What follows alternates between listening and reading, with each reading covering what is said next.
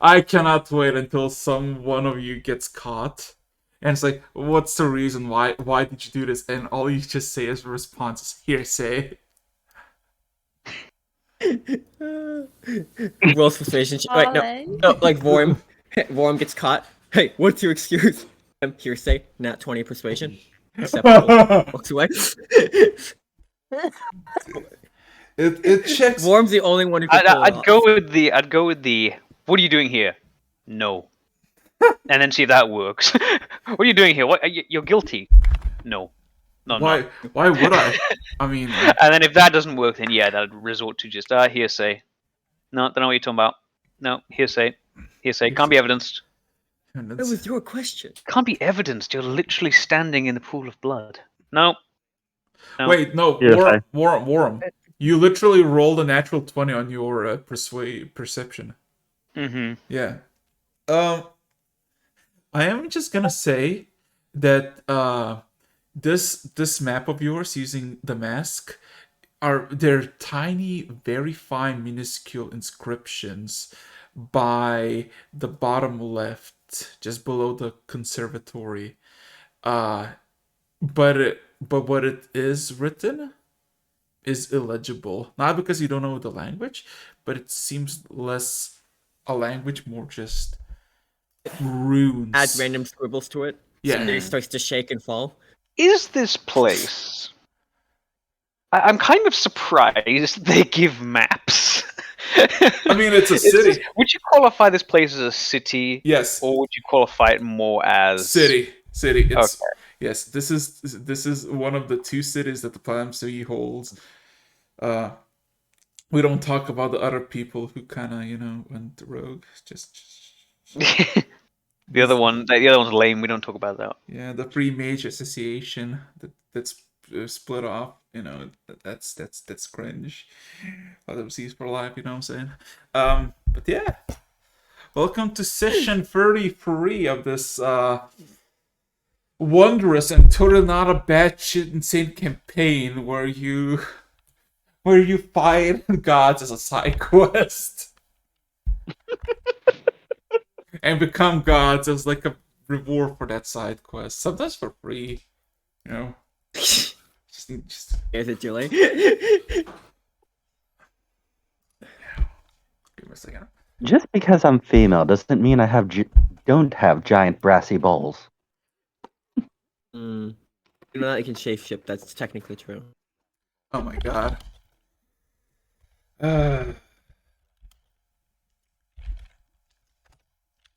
So, Do you have a question for us? no, shut up. The one you always ask. Don't ruin it for me. God fucking damn it. No, I have a question. How's everybody been? Because I haven't seen half of you. It's not like you were here yesterday.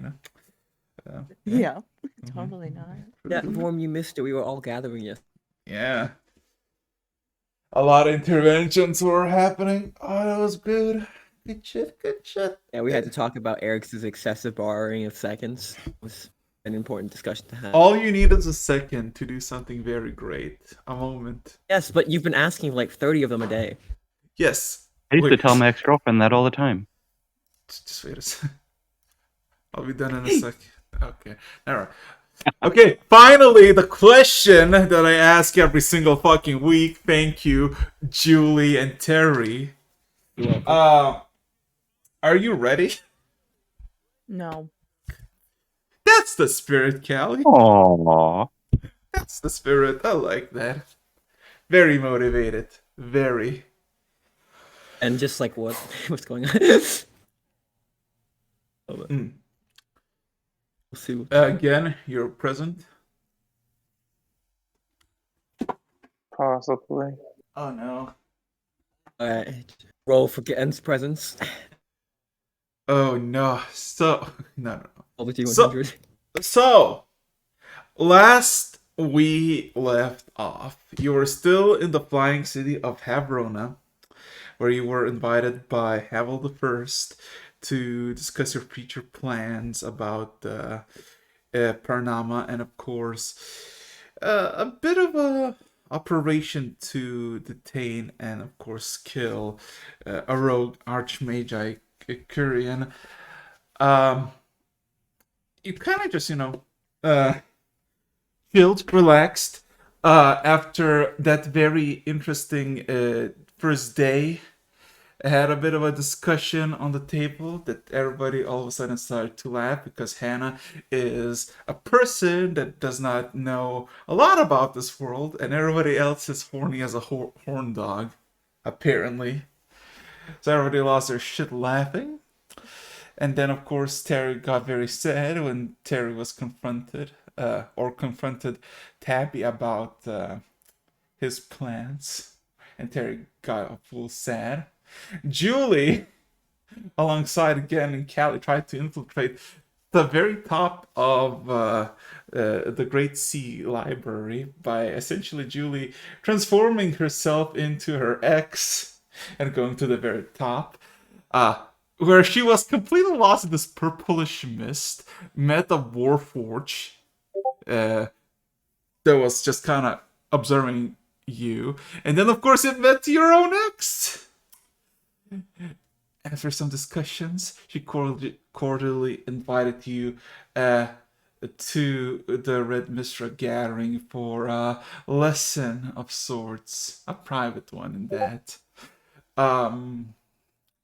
But besides that, Julie, you got a thing this evening, and Warren had a conversation with Teri about not always fighting fate, because that's kind of stupid sometimes. And then everything was just kind of down the drain when one of the dragons or dragon elves took the lance and just chucked it through the wall, breaking it immediately. So, with that being said, oh god, where's the fucking music box? With that being said, Julie, Callie, Gen, you are all in the Great Sea Library, while Vorum and Teri, you're still kind of without an arm, right? You are in the Marble Pike, your lodgings. So let's hope it works. I would like a hand. Work, damn it. Work. Oh my fucking sad noises, come on. But yeah, what is everybody doing? Because yeah, it is about noonish. I mean, I think you just walked back downstairs and your arm is still missing. I'd kind of been ignoring that for the before. Remember, Hannah is passed out because she's so thirsty. Yeah. What's your memory? I did not remember that at all. No. So last thing that happened, yeah. Yeah, last thing that happened, because Teri, you made it way to the first floor with your hand just kind of in bad position. Hannah was doing a muffin record and then saw your hand and then just kind of passed out face first on the table. So yeah.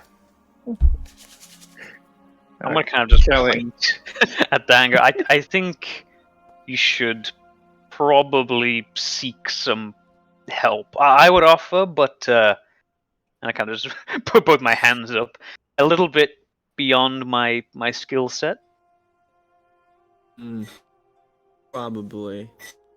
Worm's actually kind of like deeply concerned by just the fact it's just blood pouring out of it. He's like, yeah. Yeah, probably want to get this checked out.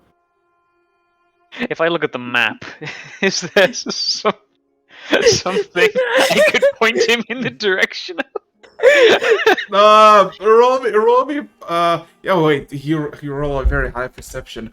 Oh my fucking god. Well, here's the thing. Well, with my nat 20, can I just casually glance at the map? Okay. So yeah, you casually glance at the map, and your eyes just kind of look at the bottom left or the or just a bit to the left. The two. God damn it, where is it? The two. God damn it, where is it? Yeah, the two places. What seems to be a place like a forest that is called the Ferris Conservatory, who you think immediately nature, probably healing, maybe druids, who knows, maybe. And then Mishra Monastery, which probably maybe clerics. There's also the auction. You assume Auction that off my dead hand. Who knows? I mean, Quality godling hand here for sale. Starting bid at 20 gold. I guess I will kind of point him in the direction of the monastery. Question: is Gen in the room as well? No, Gen is with Callie and Julie in the library. Terry would also know that Julie. This is true. Yeah, I do know that Julie can do that. So I'm gonna first send a spending spell for the. I can't get a hold of Julie then. But Vorm, just as a moral question here, are you gonna send Terry to find his own way? Historically speaking, that hasn't gone very well. You might have to hold. I mean, his good hand. I mean, again, I kind of just look at your hand, like, do you need an escort? He brings out the sending stone real quick. I'm gonna make a call for. You gonna?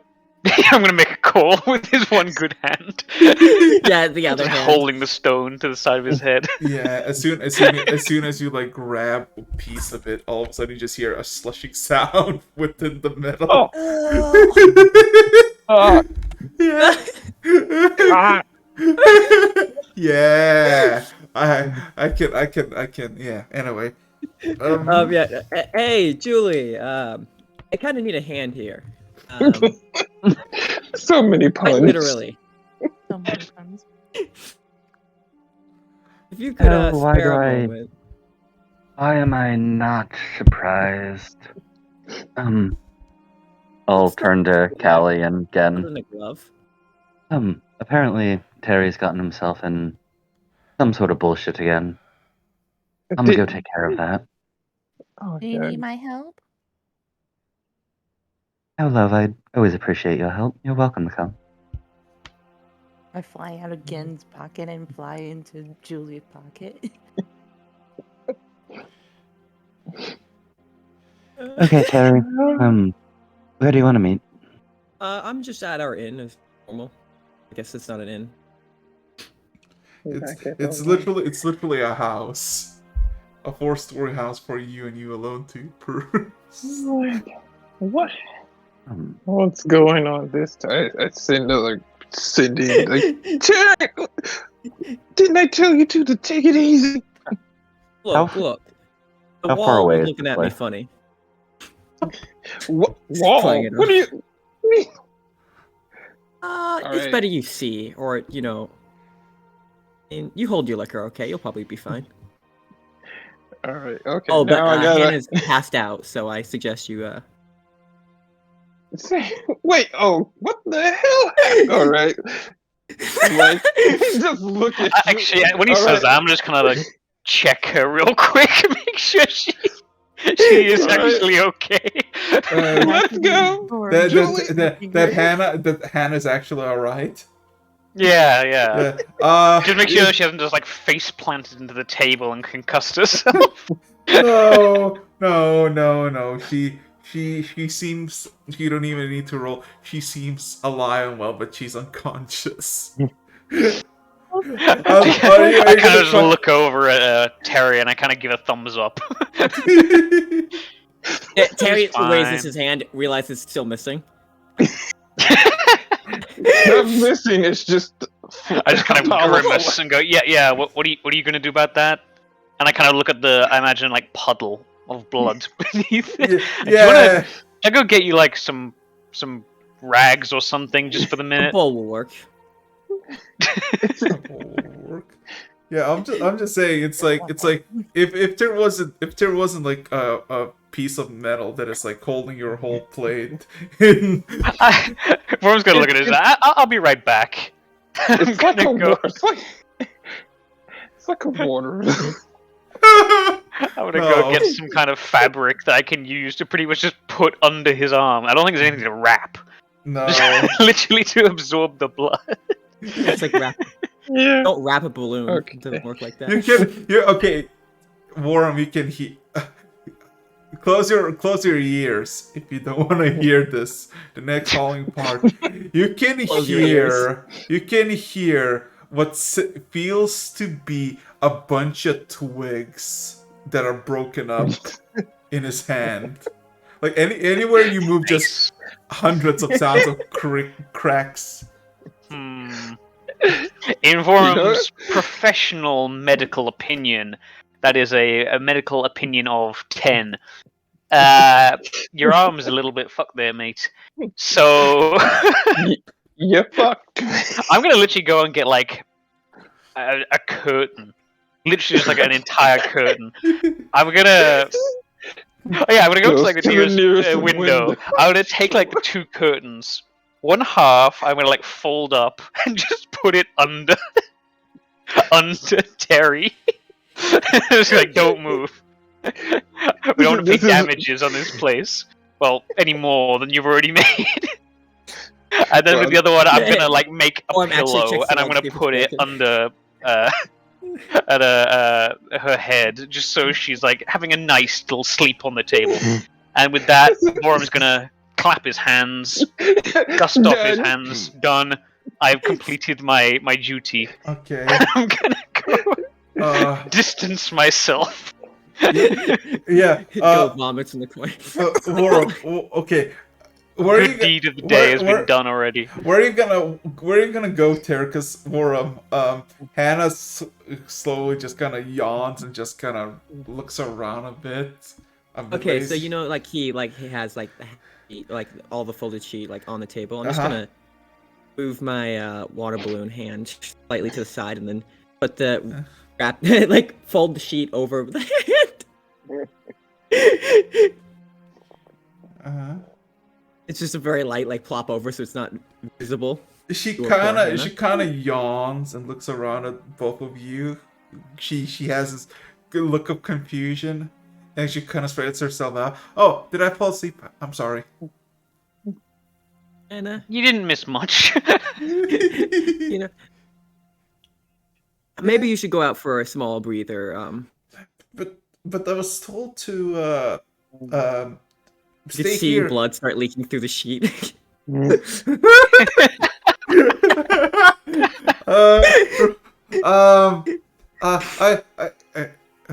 She immediately like, looks around and is like, oh, you have probably something to talk about. Okay. And then she sees the blood and she kind of looks at it for a bit. And then she just wore a passive insight. Oh, she better not just immediately slam her head on the table. No. Okay. She, passive no, insight. no. I know what's your passive insight. I'm just saying, with your passive insight, you can tell that she is frozen in fear again. So she's not gonna budge until either Teri moves or she's gonna be moved. Hey, look, if I move, this is gonna get a lot ugly. I'm asking for Teri's perspective. Are they on like opposite sides of the table from each other? I imagine so. I'm just gonna go. I'm gonna like stare at this for a minute, and then I'm gonna internally sigh, and I'm gonna go and I'm gonna sit directly opposite Hannah, so in front of Teri. So I imagine Teri is there with his arm just like this broken, mangled mess, and then Vorm just sits in front of it. Yeah. So the rest of him is visible, but the arm is now behind Vorm. Yeah. So she kind of looks at you, Vorm, then kind of looks at the and you just see like every few seconds you see like a new mark of blood just kind of become more. I'm totally ignoring Teri at this point. Yeah. I'm gonna look at her and then just shake my head. Yeah. She immediately kind of looks at you, and then you see a fear in her eye, but she snaps out of it, and then immediately grabs a cupcake and just almost instantaneously consumes just half of it with a single bite. As she jumps off the chair and turns around, just very quickly not runs, but fast walks towards the door and just kind of immediately closes it shut with a loud bang. And that makes twice. Aurora's the damage. gonna like stay there for a second and then kind of just lean on the table and just let out a sigh. He's done too many kind things today. He's at his tolerance level. Passive perception for Vorum. You Oh, can for God's you can hear Hannah yelling out of confusion and fear beyond Confused screams. Yeah. Okay. Quickly, again, we need you here. This is a perfect Oh opportunity. yeah, This is no, haunted house material. we're on the way. Like we. It's literally the equivalent of like ah. From the library to where we are staying, how far away is it? It's about like a 30-minute walk or so.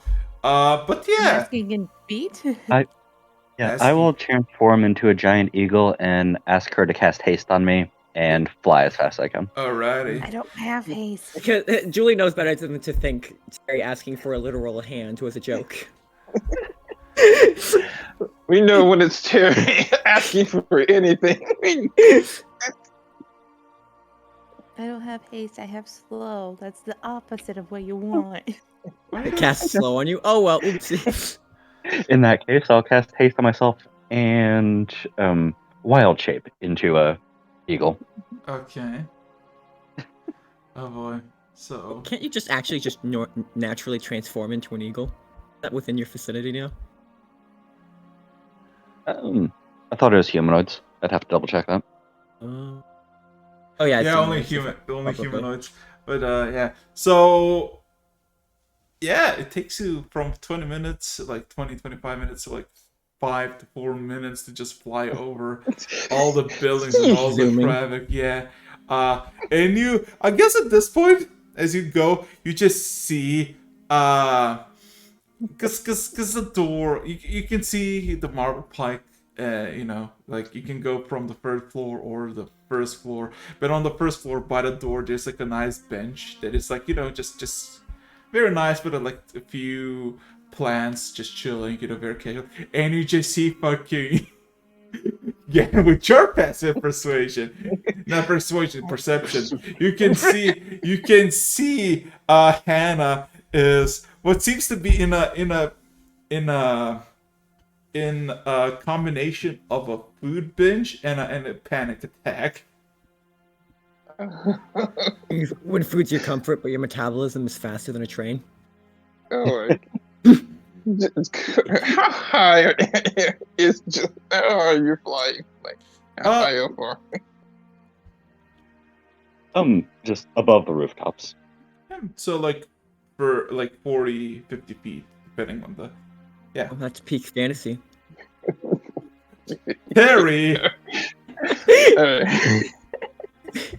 And I see her down there. I'm like, the fuck, and just kind of like drop off of me. And like as soon as I'm like just like 30 feet down, I just misty step next to her. Roll me a performance check. Let's see how cool you look when doing this. Oh gosh. It's less of how cool he looks. It's more like how well he can perform and not look like he's gonna jump scare her. Oh my god. Okay, but if he gets a 20, it's gonna look cool as heck, right? Of course he's gonna. Okay, let's see. I don't believe I've ever rolled a performance. I'm testing all of your strengths. Let's go. Come on. Come on, lads. 16. Okay. You kind of just you vanish from the back of Julie's eagle and in front of slightly to the side of Hannah, as she seems to be a lot more focused on the cupcake than you. And you can see she has a bunch, like her skin is a lot more paler. She is profusely sweating. And she's just focused on the cupcake, and you can see that in the midst of like you like landing, like actually seeing her and landing. She consumed a cupcake and is now halfway through another one. You can count that there's at least 4 muffin wrappers in the vicinity. Yeah. I don't want to scare her, so I'm gonna just gently like, Hannah, you okay?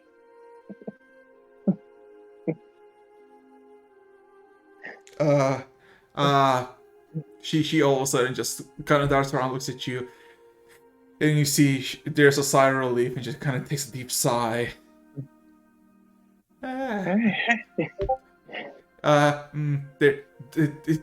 She kind of just points at the door, but she tries to say something, but she kind of is like, yeah. I gotta grab her hand and she's pointing. I'm just gonna, it's okay. The rest of them will handle it. Are you alright? Roll me persuasion check. Why not? Okay. Persuade. Heck yeah! Oh my wait. Holy shit! Okay.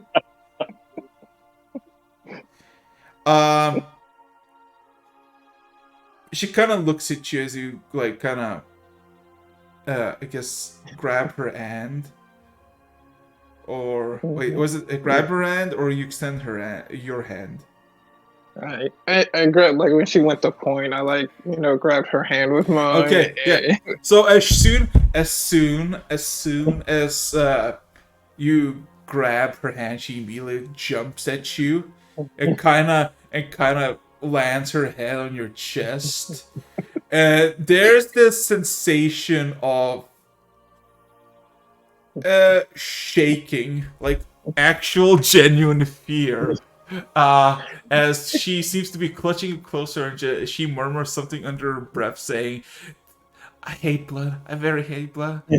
Blood is bad." Mm. Yeah, just kind of like awkwardly, like kind of, slowly wrap my arms around her. Okay. That is like just easing into it. There. It's okay.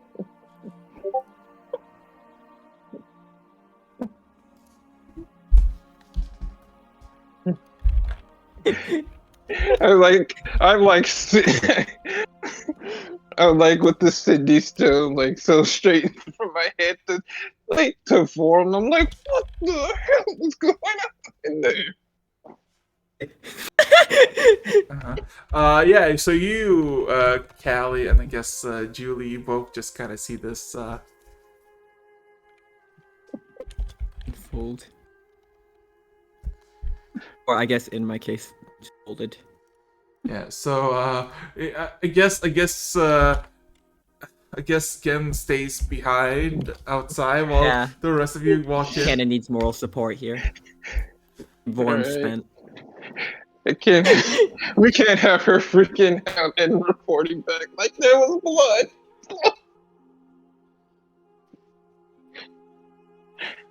So yeah, you walk in and the first thing you see is not Gen, but Teri, like just blank stare at you, and of course, I guess Worm just fucking done with this shit, and you see just a fucking Worm is just like faced away from Teri, sitting at the table with like an empty coffee cup. Yeah, and you just see a fucking massive bunch of like cloth wrapped around Teri's hand, and half of it is just like bright red with blood. By the gods, what the fuck? I did not give. I'll look down real quick and like cover Callie's eyes with my hand. I did not. You mean cover face? Your hand isn't that small. Or she's in your pocket. Yeah. So like my hand is her entire field of vision.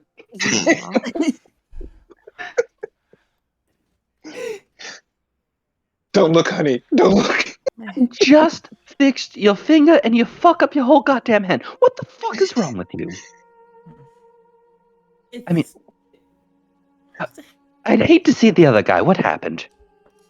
Well, currently, the other guy being a wall is currently a mess as well. A wall. You Yes. did this? It was for metaphor. Harry. Harry. You owe me. And I'll put my hand on his arm and cast Regeneration. Oh my god. Wait, like the thing's still under the sheet? Yeah, like, do you want me to take it off, or can you cast it from there? I'll find the nearest bit of skin I can touch. Okay.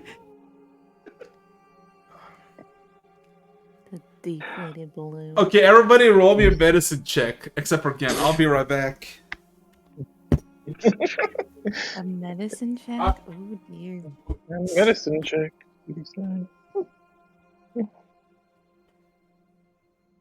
Alright. This can't possibly go wrong. Oh, you're so lucky. I am so extremely proficient in medicine. This is I'm I pretty feel sure, like like, Vorum is at all for you. Vorum's medical check consists of looking over his shoulder, staring at it again, and just being like, "Yep, still fucked." dang. Rolls. Well, of course wasn't. Callie, you know what? She's in the You pocket. considered She did- woven Callie's prosthetics. Has her face is phone covered in right my now. face. I Stop. can't see And anything. All I hear is let's yes. see what the results are. Oh, You can only hear Julie. things. Oh, Julie. Oh, Julie, my girl. Okay. Oh, no. So, Oh, no. as of course, there's no skin showing because it's all still covered in the plate. Terry takes Okay, off the I will- plate. Yeah. I will smack his helmet part off of and just it. touch him on the head. Oh, touch him on the head. Okay. But I guess Terry, you do still want to take off the long pout.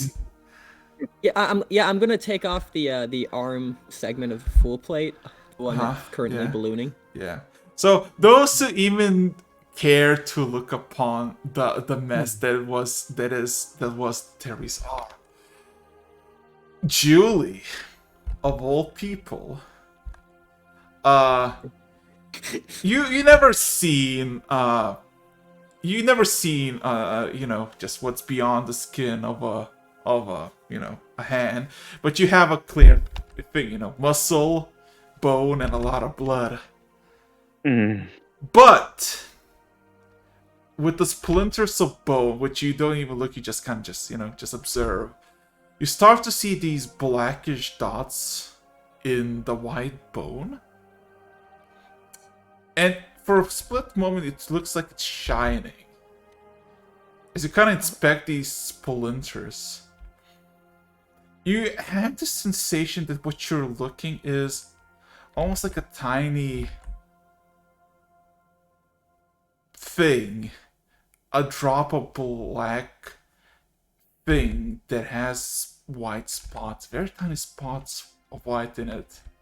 Looking even closer, you realize it looks like you're staring at like a very, very small piece of like a sky of sorts.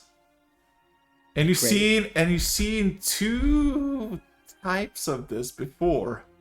One of the entity that Terry fought in the arena, and two of your cell cover in this, while you saw yourself in a vision, all just fucked up and distorted. And three also in Cradle Rocks, in the chamber that was contained, the people who were walking inside of it.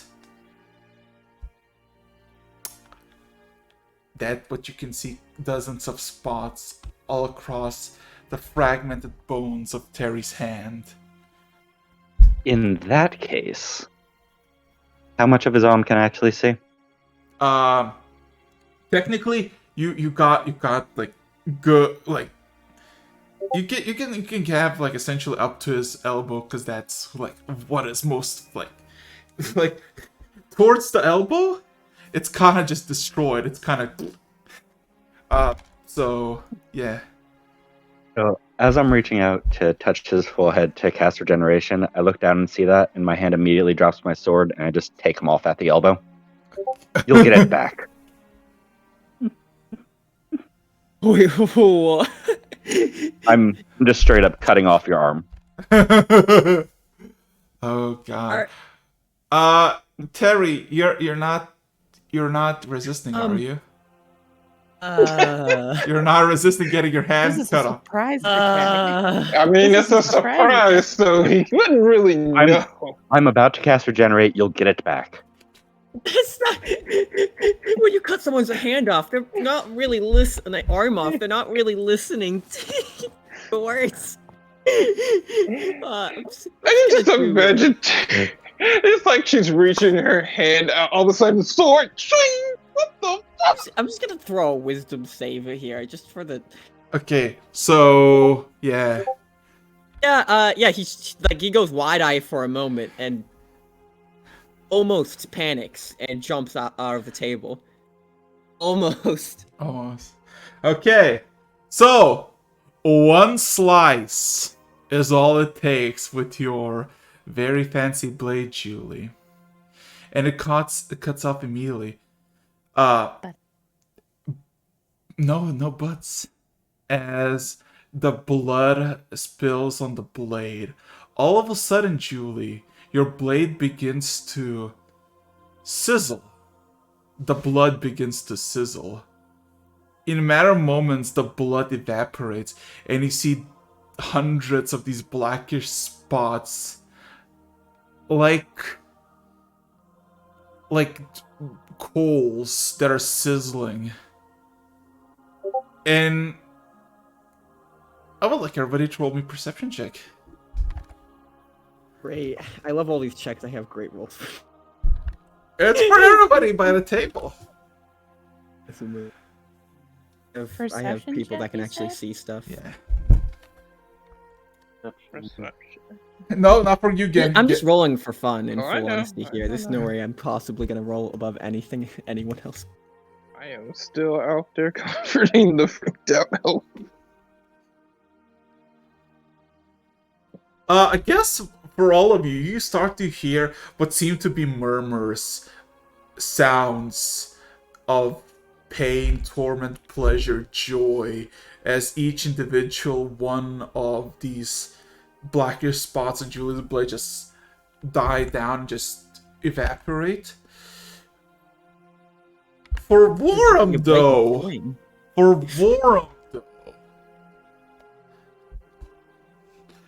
you hear a distinct whisper at the very end as like most of the thing and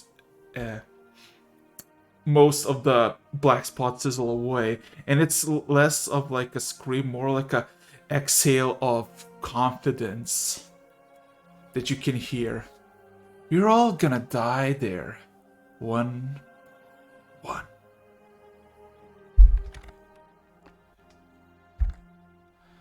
Yeah. Well, that's reassuring.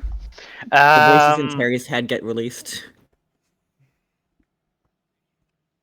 I mean, Borum is not gonna.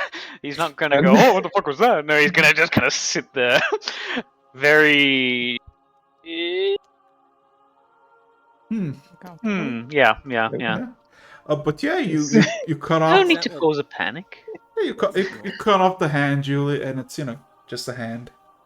Well, I guess remnants of a hand. Right. I'll lean in and still cast regeneration on them, and then try and take a closer look at the hand. Do I still see the black spots, or did they go away? Yes. You. First of all, you can see that. Almost immediately, the whole thing just got categorized, almost like you know, yeah. But then looking for, you can see more of it. Okay. Like if you start to like look for specifics, you start to look at it, and they're like, we're talking like tiny, like almost like splinters of glass that are liquid, like tiny ones that are like size of a hair and as thin.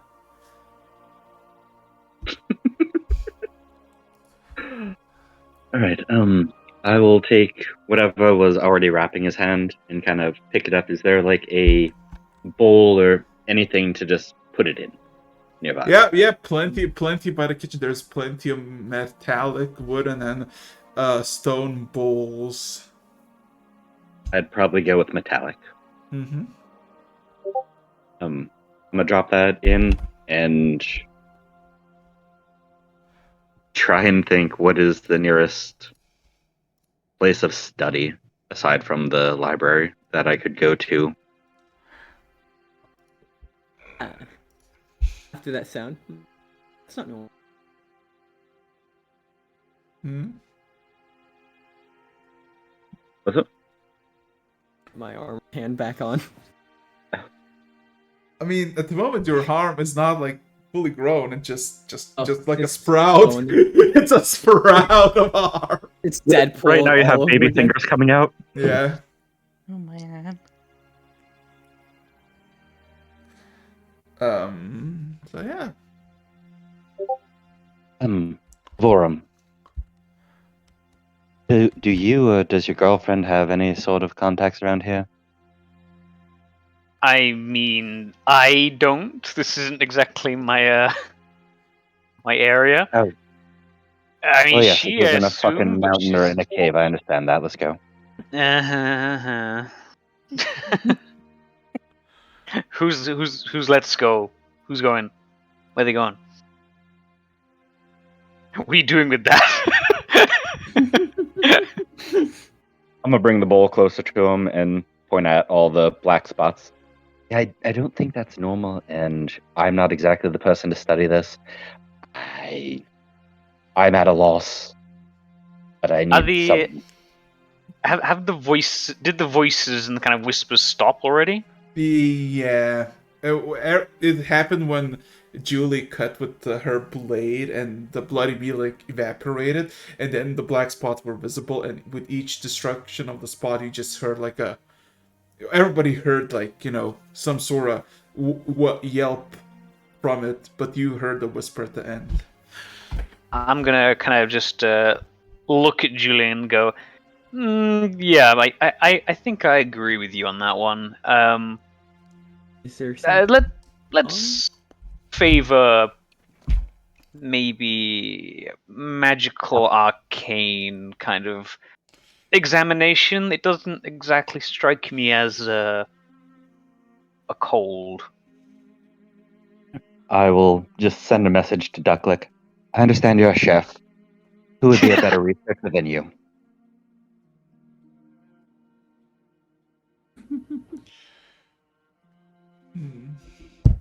Wait, was Get... wait? I didn't heard anything. Did you say something? I will. While he's talking, I'll just get annoyed and send a message to Ducklick. I understand you're just a chef. Who's a better researcher than you? I have something to show them. Wait, Vorum's talking? Oh no. No, he's talking to... No. Oh god.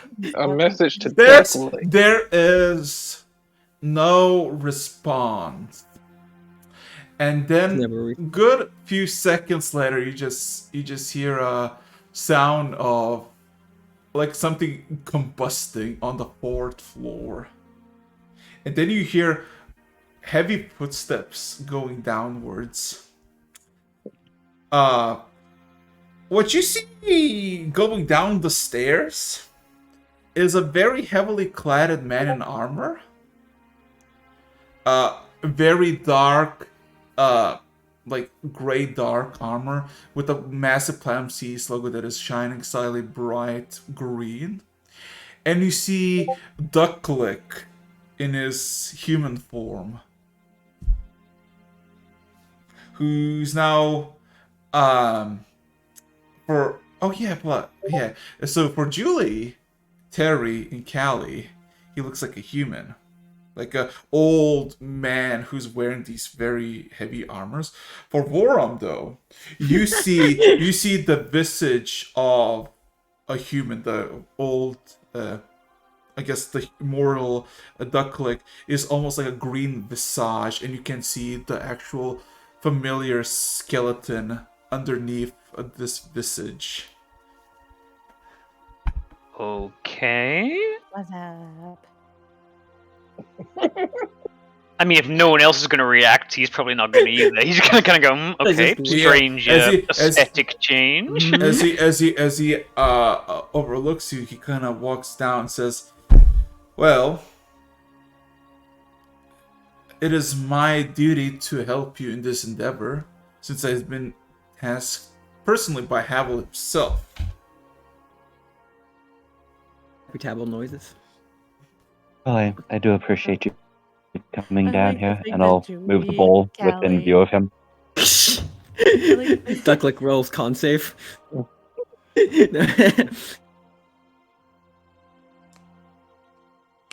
I like to Okay. think that everyone's pointing to the bowl.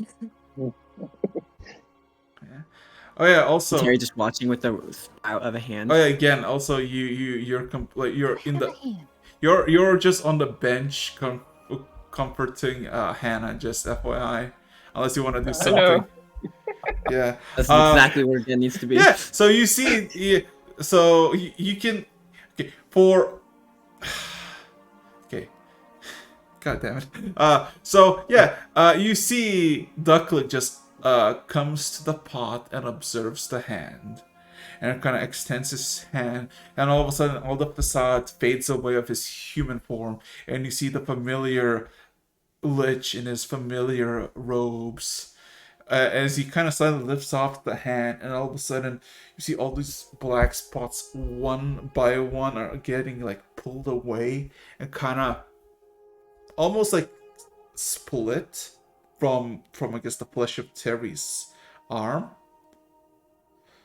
As he kind of pulls, you would say about 100 or so pieces in a matter of seconds from it, and now there's like a clutter that.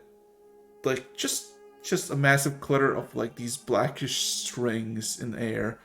He just kind of overlooks it. Fascinating. That was in Terry. It probably still is. That's just one arm. I'm going to imagine that's in all of us. And if that's the thing, I think we all need to understand what that is better.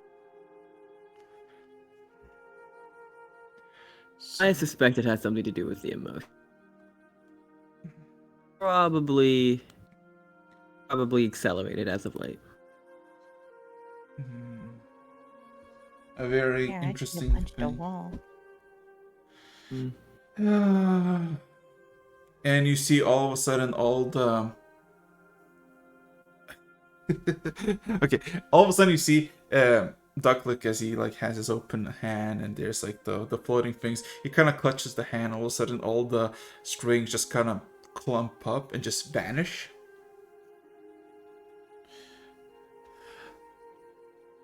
It will be a very interesting research, but at this point, I know that Havel has a job for you. And as you can see, you're not very optimistic with your time, seeing as this manifestation already is upon your physical being. I suggest you do not waste your time. And then No, I couldn't agree more. kind of looks all over you. Is there anything else you wish to know upon me? If not, I must continue with my studies. And no, Julie, just because I'm not present does not mean I do not assist you. We're at the final stages of a device of sorts. A bracelet, kind of familiar to most of you. Something to dampen your progression. Would be appreciated, but I think you're right. We should get on to the task. Sorry for the interruption, Julie. Let me know if you need a hand. I'm gonna clean up. No. You've helped me more than you realize. Thank you. Confused Terry noises.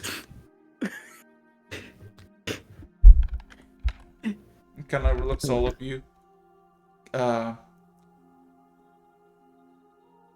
Is anyone want to say anything?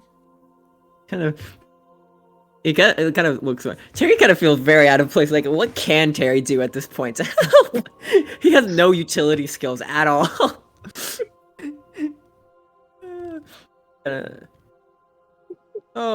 Terry, I'm not sorry. So, Tucker, I need a hand with that. It's not that insane yet. Don't worry. Need a hand with that research or something, or kind of out of things to do at the moment. Thank you for the prompt response, by the way, Ducklick. He kind of nods. He kind of overlooks all of you. Do not dally. Do not wilter. And he disappears into green flame and vanishes. Take that as a no. You all suddenly get a message like, "What's going on in there? Somebody tell me something." Sending stuff. Don't worry, I got the hand back. You got the what back? What, you want to see it? No, wait, actually, most of it's. I'm like, is there still blood?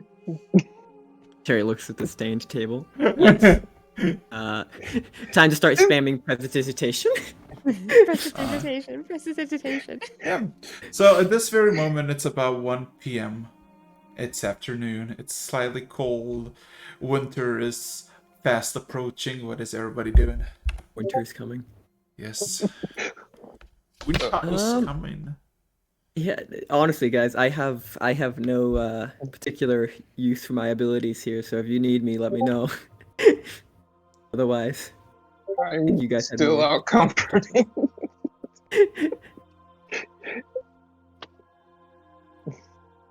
Vorum is he's good to go. I'm just like periodically like checking in. I'm like, all right, how's it going in there? Is everything cleaned up yet? Yes, just seeing Terry walk around, prestidigitationing random spots in blood.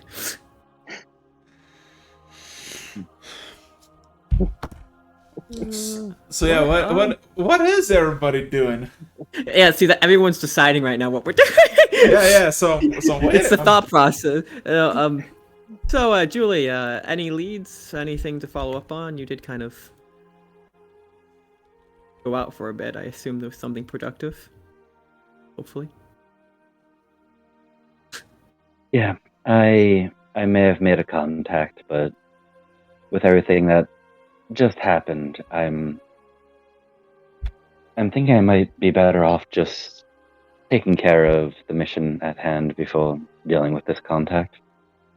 I can't imagine anything all that productive would come of it. All right. Looks over at Form. You made any contacts? You've been out and about scouting for a while. Vorum kind of puts down his mug. I have been out and about, and I'm ready to head out.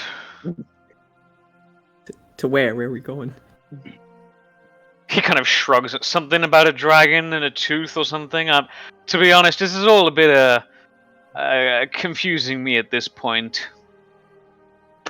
The whole magic dragons thing, waves his hand in front of his face, is a little bit beyond my level of experience.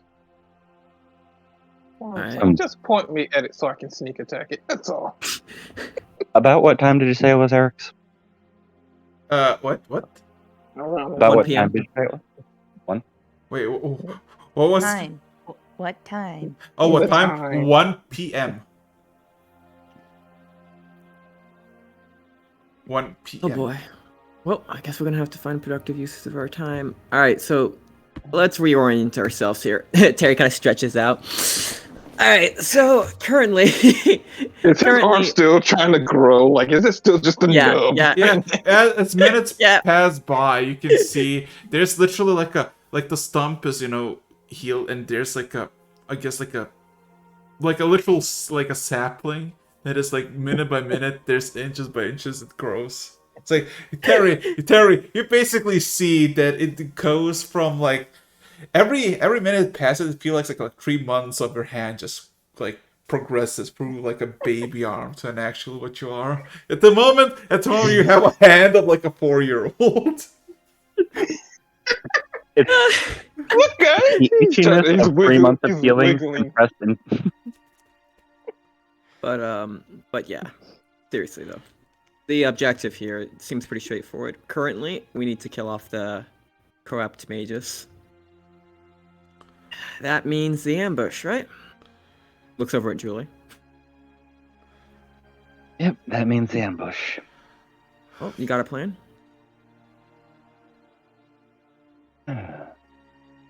Have the beginning of a plan. Hate to say it, but based on what we know, this one's a solo mission for you, isn't it? But it doesn't have to be. Hmm. Go on. Okay. I'm thinking. Do you think he'd even realize Callie was there if I cast Mind Blank on her? Can't be spied Well, on. Mages probably wouldn't, but he's traveling with an assassin, remember? He's more careful than that. If I was running his business, I would check for any living creatures or humanoids of any type before even engaging. It's one spell away. True.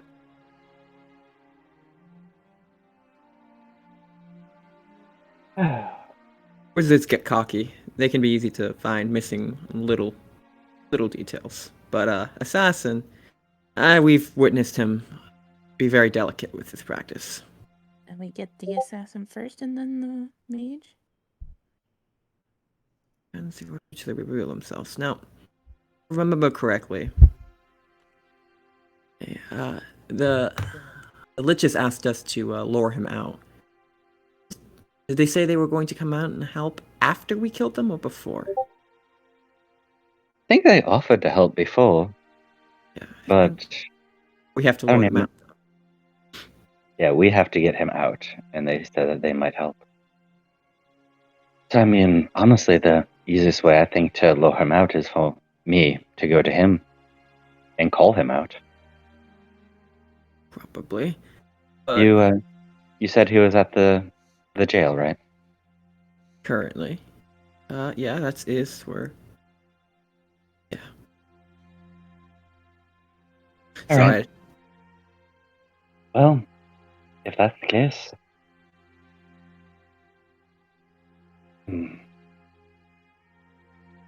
Well, Callie, do you want to risk it? Oh.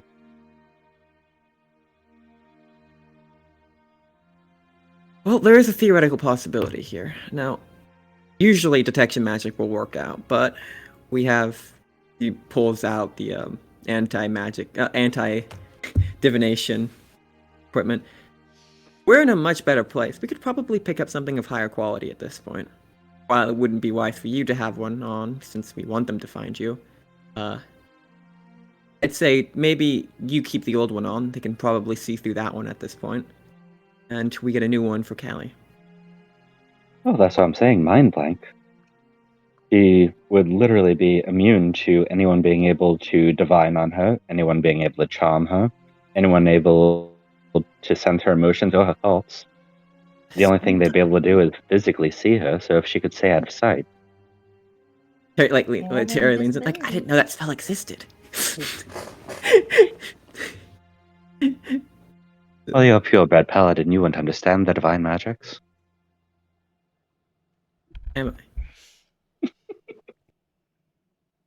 Let's say. Alright. Alright, that makes up their job. But now, if Julie's splitting up for that, I think it's probably best we go out and look for that tooth. With that, I think that'll probably be the rest of our tasks. Boy. Orm, you specialize in tracking down people, don't you? Specialized is a bit of a strong word, but it's definitely within my abilities. Yeah. Maybe we meet up with Six Souls? Some seasoned pros? I'm more accustomed to fighting what's in front of me.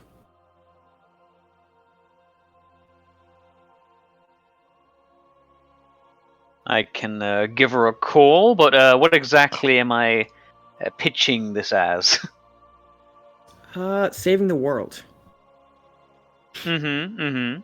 Usually Pretty isn't good that stuff. And one more note. Based on the description of what we have to do to kill the dragon, I think it should probably be you to do it. Form's gonna kind of raise his brows a bit. I mean, I won't turn it down, but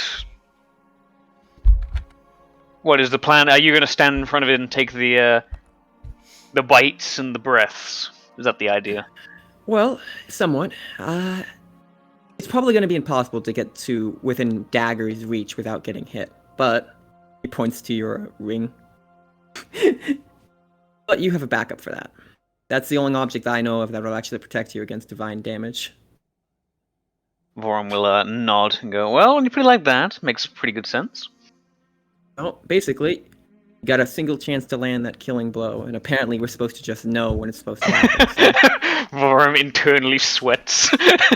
I'm gonna just practice my my knife fighting.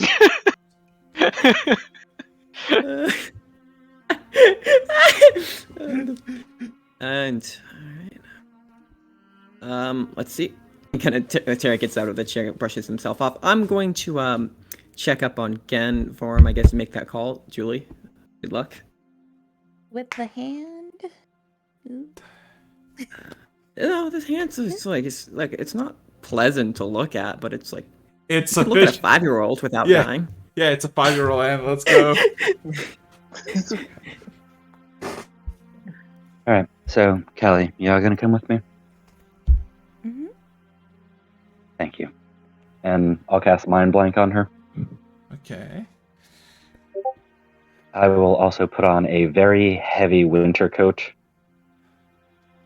Chunky. Anything that I can be as covered as possible. You do have a better con than you did last time. All right. And with the jail in mind, I will cast Teleport. Yo! Wait a minute. Are you going to the Outside of the prison? jail. Outside of it. Outside of it. Oh. Yeah, like not inside of it, like Yes. outside of it, like Okay. maybe Okay. the first day, that area that we were in. Oh. Wait a minute. You sure you want to go? Okay, you gotta think of a specific spot. So, cause oh god, yeah, cause technically, there's a handful of spots. Like there's the mountain where you saw the dragon full scope. There's the bushes, and of course the forest at 10. Not a single living thing besides the trees. You gotta give me a specific, cause you know it's a. Are the yeah. The first day that we left, and we left later in the day, and I think it was like maybe we did 4 or 5 hours of travel, and there was that lean-to Yeah. that we that's what I'm thinking of. Okay. God, give me a second. Where's the fucking soundtrack? And we never saw Jeweler Callie ever again. Like, are you? Well, we might see the bleached skeletons. Roll me when a we get D. back there. Roll me a D100, if you will. Oh my god. Fuck go. I don't think this is good. We shouldn't. God, I'm still outside. D100? Oof. Ooh. Ooh. Okay.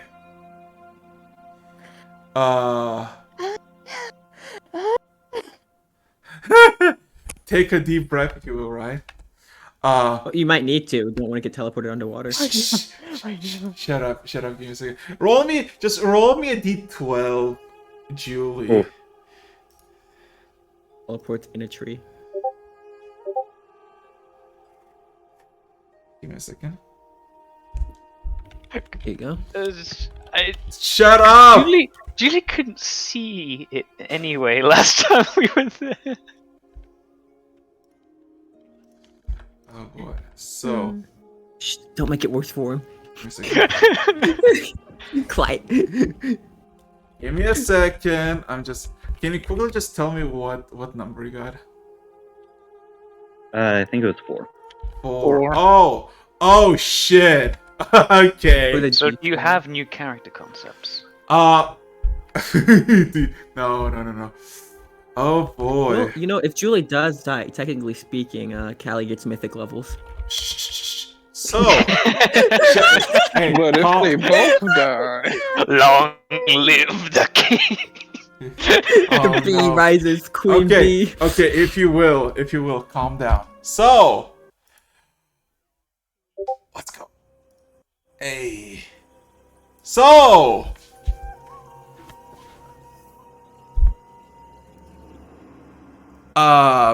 you use your teleportation magic as you vanish, and for you, it's very simple. It's a blink, and you're there. But all of a sudden, you're just trapped in the void.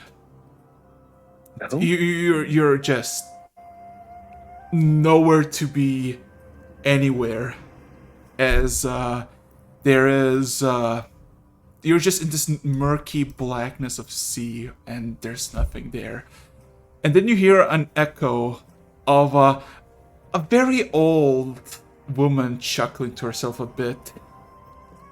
Ah, one of the prisoners. How are ya? How you doing? I've been better too. How are you? How's that contract for the owl god? Funny story. I know. Now be a dearie and do not budge, because it's a very fickle place and I would rather not tear you to shreds. Stay still.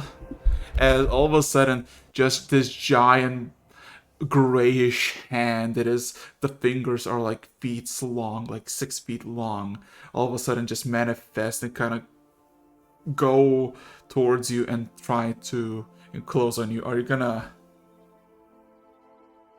try to resist or move away, or? She told me not to move.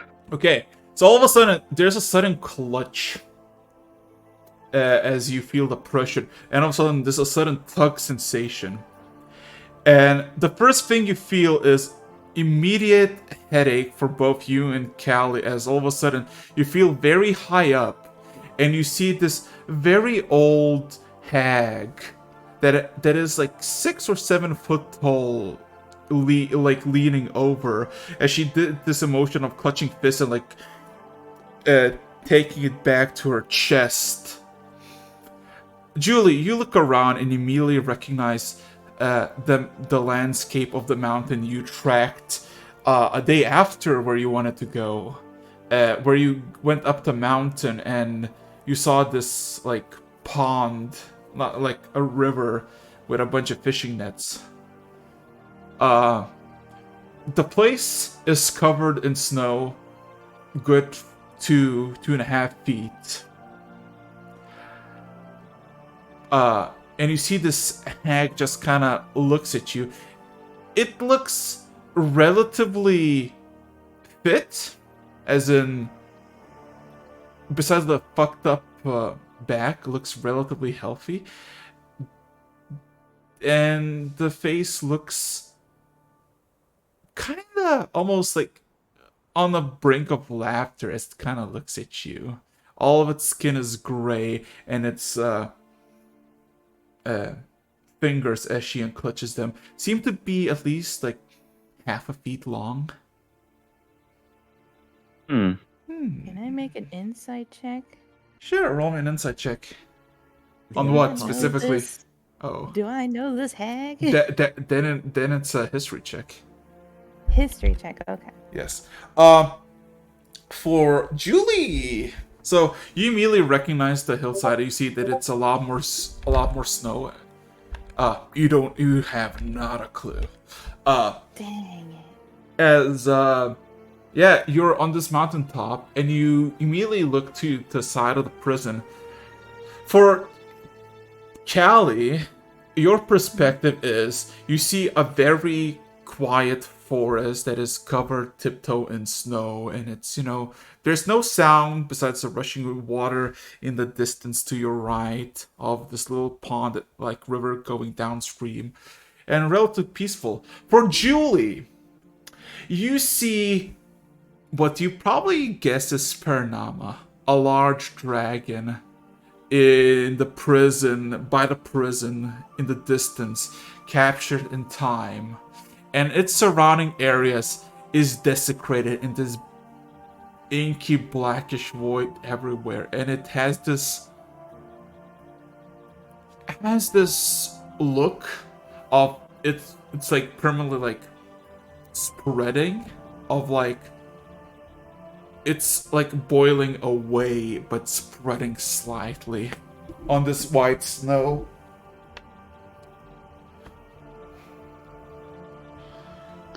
Well, this is not how we left it at all. The hag, is it two, or is this someone else? Oh no, it's a hag. You never seen this before. Like you. Okay. Yeah. She kind of That's observes what all of. I'm like, that didn't sound like two. Yeah. She kind of observes you, and then it kind of nods to you, and kind of gives you this very, very, almost shit-eating grin towards you. So, did you came to do the Owl God's bidding? Are you here on other? As she kind of points, not even looking in the direction, points at the prison. Or are you here on the other businesses? I am here on other business. I do have to deal with that. I am assuming you were my mark. She kind of twists her head a bit. What? I'm assuming you're the one that the Owl God initially sent me over here for. I Pleasure suppose. to meet you, but it is quite the pleasure to meet you, but I'm gonna be very honest. I have more pressing matters to deal with. Oh, I know what you came here for. Whatever your name is. Odd thing you are. Changed differently. Had the same... She kind of takes a massive whiff and almost like drags her hand towards herself from you. You have the scent of the bastard dragon that flew overhead. Are you doing its bidding? No, I'm here of my own accord. I have enemies here that I need to take care of. Enemies, you say? There's not a lot of people who wander these lands. Well, in the past few weeks, that is. Except for a handful. She kind of smells the air and looks around. Corruption spreads by some foul creature of arcane and its underlings. Yes, Archmagus Curian. That's who I'm here to take care of. I'm trying to eliminate that corruption. Well, since you did me no harm, I don't know if you had a kind change of heart for little old me, or you just ignored the Owl God's wishes. As she chuckles for a bit. That does not matter anymore. But we have a common foe, you and I. How do we now?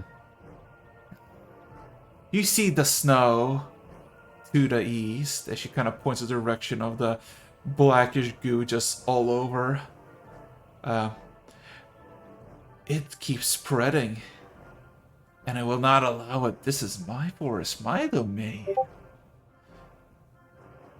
So, an alliance of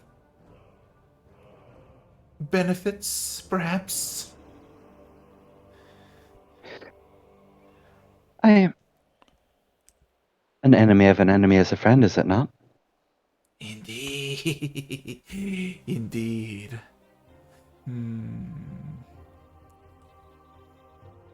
Now, he is quite the coward, I will admit, so he may not be keen to showing his face if he can sense you in the vicinity. Is there any way that you can hide your presence as well? Oh, I am hiding my presence well. They do not reside in this place, but they come here once every few hours to try something towards that construct. Release its vile magics upon the world, failing miserably. She kind of looks around. They come by here every few hours, so it's likely they'll be coming by here soon then. Indeed.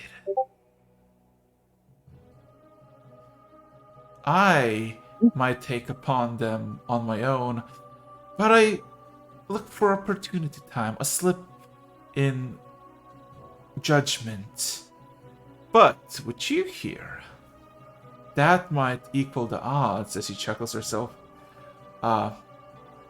Julie, you get a whisper immediately in your head of a woman that you never known before.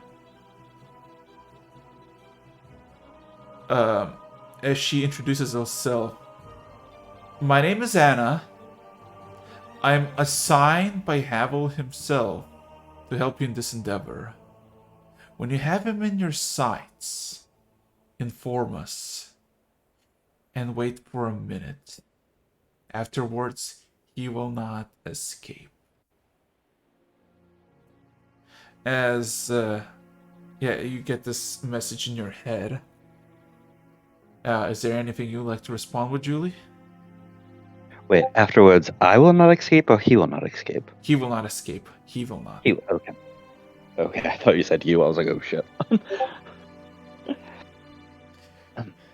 Understood. I'll let you know as soon as I see him. We may also have allies here already. Understood. As the hag just kind of scratches her face, and you can see that she sinks like her fingers into her skin quite harshly, kind of scratches them, but shows no sensation of pain. This is an excellent opportunity for me. They hold some unnatural powers. Not many travel with extraordinary powers here, at least nowadays. And a handful of them possess quite unique properties that I like to test upon. You seek the manifestation of magic, the corrupted individual by this block of stone. You can have it. Yes.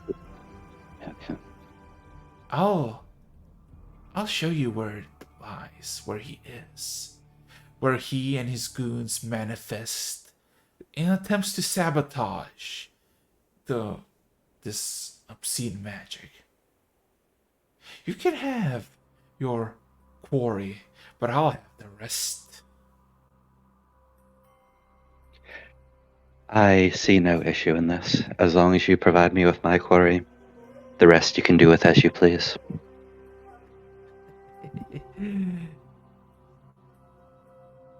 In that case, let us form a pact. As she kind of extends her right hand, and then with her left, she just kind of jabs her two fingers into her palm and just kind of scratches, and you see this bright red with spots of yellow blood starts to leak out. as she kind of hands the hand towards you. I packed the blood.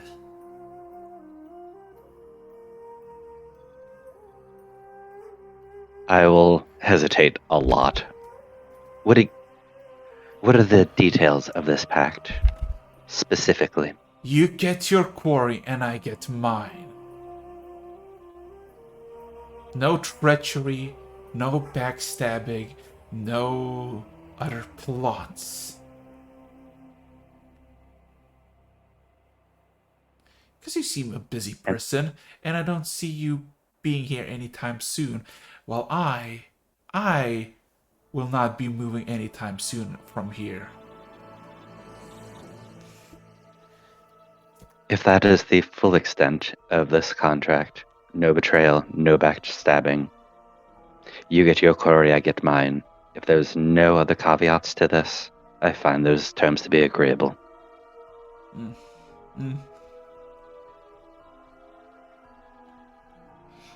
She kind of nods with excitement as she kind of like then cut your hand and let it be finished. Before we do this, I must let you know I likely have that corruption in me. I'm not sure if you want my blood.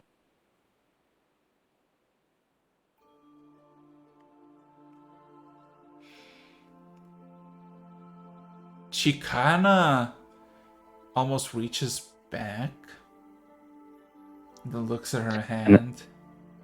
An ally of mine. I recently saw the corruption in their blood. I've been with them.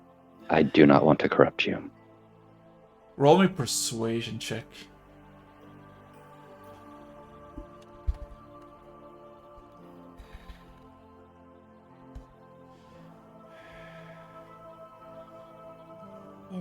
The 30's a bad all roll. of a sudden, you see the blood just kind of recoils back into her palm, and the wound starts to close in almost insanely fast as she kind of gets her hand back.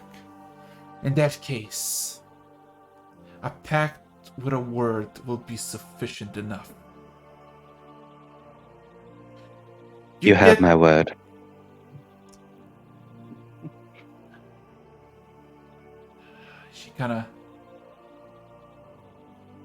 She kind of extends her left hand towards the prison, and from it a single what seems to be like a blue jay, except for it's completely grayish in color. She kind of lets it out to fly, and then the blue jay just starts to slowly but surely become larger and larger. Take it. It will lead you to the site where they do their attempts. I'll be watching. You get the man who leads them. I get the rest. Understood.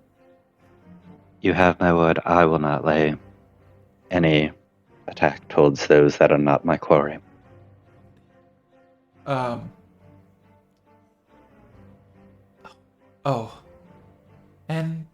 if you hear unusual sounds, do ignore them. I have a nasty surprise for them that they've been planning for a few weeks now. As the blue jay, I guess the gray jay if you call it, is about the size of like more than capable to carry you alone. And it's kind of just not even like fly, just kind of perched by the mountain edge. Alright, yeah. I will either hop on or follow the Grey Jay. Yeah, you hop on, and you fly incredibly fast. And you just see the hag just kind of behind, just kind of on the mountaintop, just looks at you for a bit, and then vanishes into nothingness. So... Okay. Well, while you are waiting stuff, right? Or flying to your directions, Teri, Vorum, and Gen, is there anything you wish to do? Tooth fairy time. Let's go. Terry I is don't know what's pulling going himself on. back together. No. So Julie and Callie went on their own quest. Terry, Worm, again, you're all left behind to do your own devices in Paranama.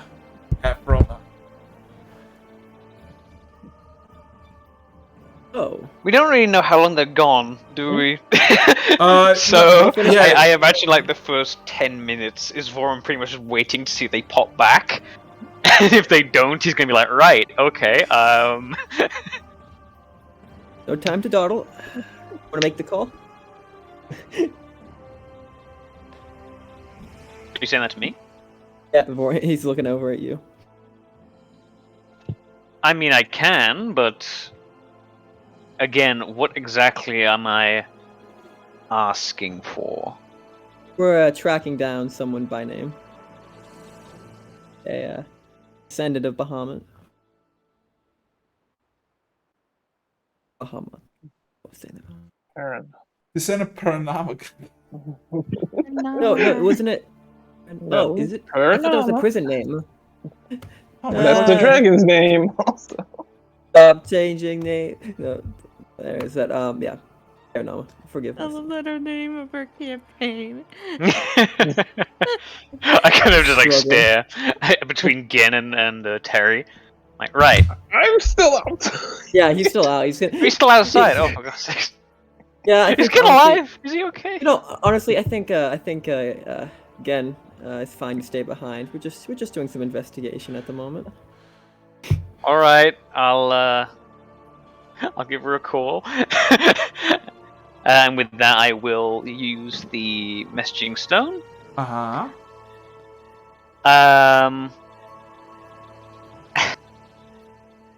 I'll kind of say, hey, it's me. A bit of a odd request, but it is to do with the preventing mass death and end the world. So, if you can forgive me for it, we're trying to track down and I kind of stare at Terry, person, He nods. thing. Yeah, let's go with person. And we're wondering if you could give us any help with that. You get almost like like the most like speedrun any percent response. Of course I can. That's one of the things we do here. Though I will need a name, estimated location, and its appearance. Sure. Again, I imagine Worm's like sitting directly opposite from Terry. So, name is Paranama. Wait. No, we're going after the descendant of Paranama. The remember, well, no, I kinda- I'm gonna I give kinda the actual look at name. him. Yeah, I'm gonna give Like- the actual name. I personally can't remember it, but it's lost in my notes. Just But, give us a second. We'll get that information for you. I'm kind of like staring at Terry. I just imagine. What was the name? I imagine Worm is like holding the stone like a fucking wired phone. Literally, yeah. He doesn't know how it works. He doesn't know how it works. Yeah, but yeah, no, Eric's. What was the descendant's name that we were told by Ancient I'll see Dragon? if I wrote name? it down somewhere. Oh my god. I'll make you roll a history check. I swear to God. Come on, this was. I'll told see to if us I've by written it down terrifying first, but then ancient maybe dragon. we might need Roll, some history. roll. strange. I'm sorry. Do you have key mind? I don't think so. No, but it was told to us by an ancient dragon. That's our hard experience to forget. So And why they're also don't very so important. why don't you? I'm sorry, Mister. I write Because everything it's down. been like 4 days in game and like 5 weeks in real life. That's Thank you, why we Gorn. forgot. Thank you, Mark. Roll me, God. roll me I don't history think check. I wrote it down. Roll me Here, history check. Roll me history check. Yeah, Can we this both happened do that? 4 days Yes, ago. yes. Come on, Eric. No. No. We gotta do it. We gotta do it. What is the name of it? I was like, I have no idea.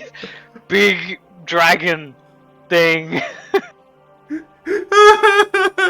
No, wait. If this is memory, I'm gonna Callie. use modify memory and clarify that memory. I'm We're gonna gonna use have to history go check. What do look at us I'm game. using you don't have modify memory. Oh wait, you I do. do have modify Yeah, memory. okay, Get out of here. Okay, but you can modify a memory you don't remember. Come on. History check. Wait, that's no. You History can check. clarify memories. You can clarify memories with a spell. It I'm says you sorry. can. Who had the most traumatic experience after that happened? I'm sorry, Terry. I I'm clarified sorry. when the memory loss happened. I clarified it. I said every before Roll me, roll me a history check. Stop, Before stop. I even use my spells that say I can do that. All right, I'll roll the I'm check. sorry. I'm Alright. sorry. You're like, oh yes, I casually very much remember this thing, but also had the most traumatic fucking thing. Anyway, hey, come on, just roll the history check. We're gonna ask again if we fail. Yeah, you want to ask Ken? You don't- Wait, I'm gonna in a second. Okay, I'm like staring So at Terry, you Terry. remember a tan man, in his mid-20s, short black hair, no facial hair, somewhere in the desert. You don't know its name though. You fucking don't know I its don't really name. have a spell that does this though. Yeah, I am so sorry, but I mean, Can he use that spell or no? Or are you ruling that out? Like what's forbidding me from using the spell for its purpose? Okay, I'm gonna. Okay. 'Cause While Terry is trying to 'cause- figure out if he can do the spell, Vorm's like staring at Terry, blank-eyed, and then he sees just like the lack of understanding in Terry's eyes as well, and he's like, I'll message you back in a second, and then I'm gonna basically do the equivalent of hanging up. I'm gonna go and try and find Gen. I love that. If he's outside. Get it? You still outside the front door? Okay. Alright, here's the thing with modify memory. You modify a memory. How are you gonna modify something with something that you don't know? Like, you can modify. Okay, straight from the description, you can permanently eliminate all memory of an event, or allow the target to recall the event with perfect clarity and exact detail. Oh, wait a minute. I can grab a screenshot of the description if you want Give me to a see it. second. Give me a second. It's what the spell does. No, you attempt to reshape another creature's memories. A long description, that's down. Okay, damn it. Change target cast the memory surroundings. Oh, you can permanently limit the memory, allow the target to recall event, very clarity and identity, changes memory, or create new memory. You must speak. Able to. Okay, you must speak to the target. Wait, give me a second. You know what? I'll allow it, but you have to do it on. You gotta do it on the forum. Alright, not a big deal. I look over at Vorm. Hey, Vorm? I'm kind of like halfway across the room. Like, yeah, you remember? You all about to. He raises his hand, kind of looks at him like for like a nod of consent. Vorm's just like suspicious eyes, highly suspicious. Just sees him point a finger. You're about to. Like that's not ominous at all. Yeah. No, he's waiting. Look, Terry doesn't know how to not be ominous. Come on. Okay, sorry. Where I am is Gen outside.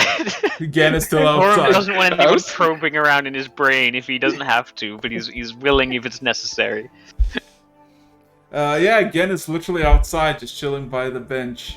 I just like point my finger at Terry and go, 1 second, maybe. And with that, I'm gonna kind of poke my head out the door. Literally just my head. So the door opens. It's just me leaning through. Again. You out here? You just see me over there just holding this.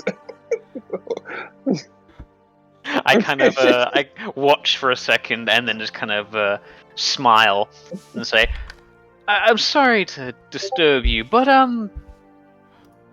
do you remember the name of the dragon we gotta fight? Just look over at you. I'm like, really, man? Really? Right now? Warren like looks genuinely sorry, and he's like, yeah.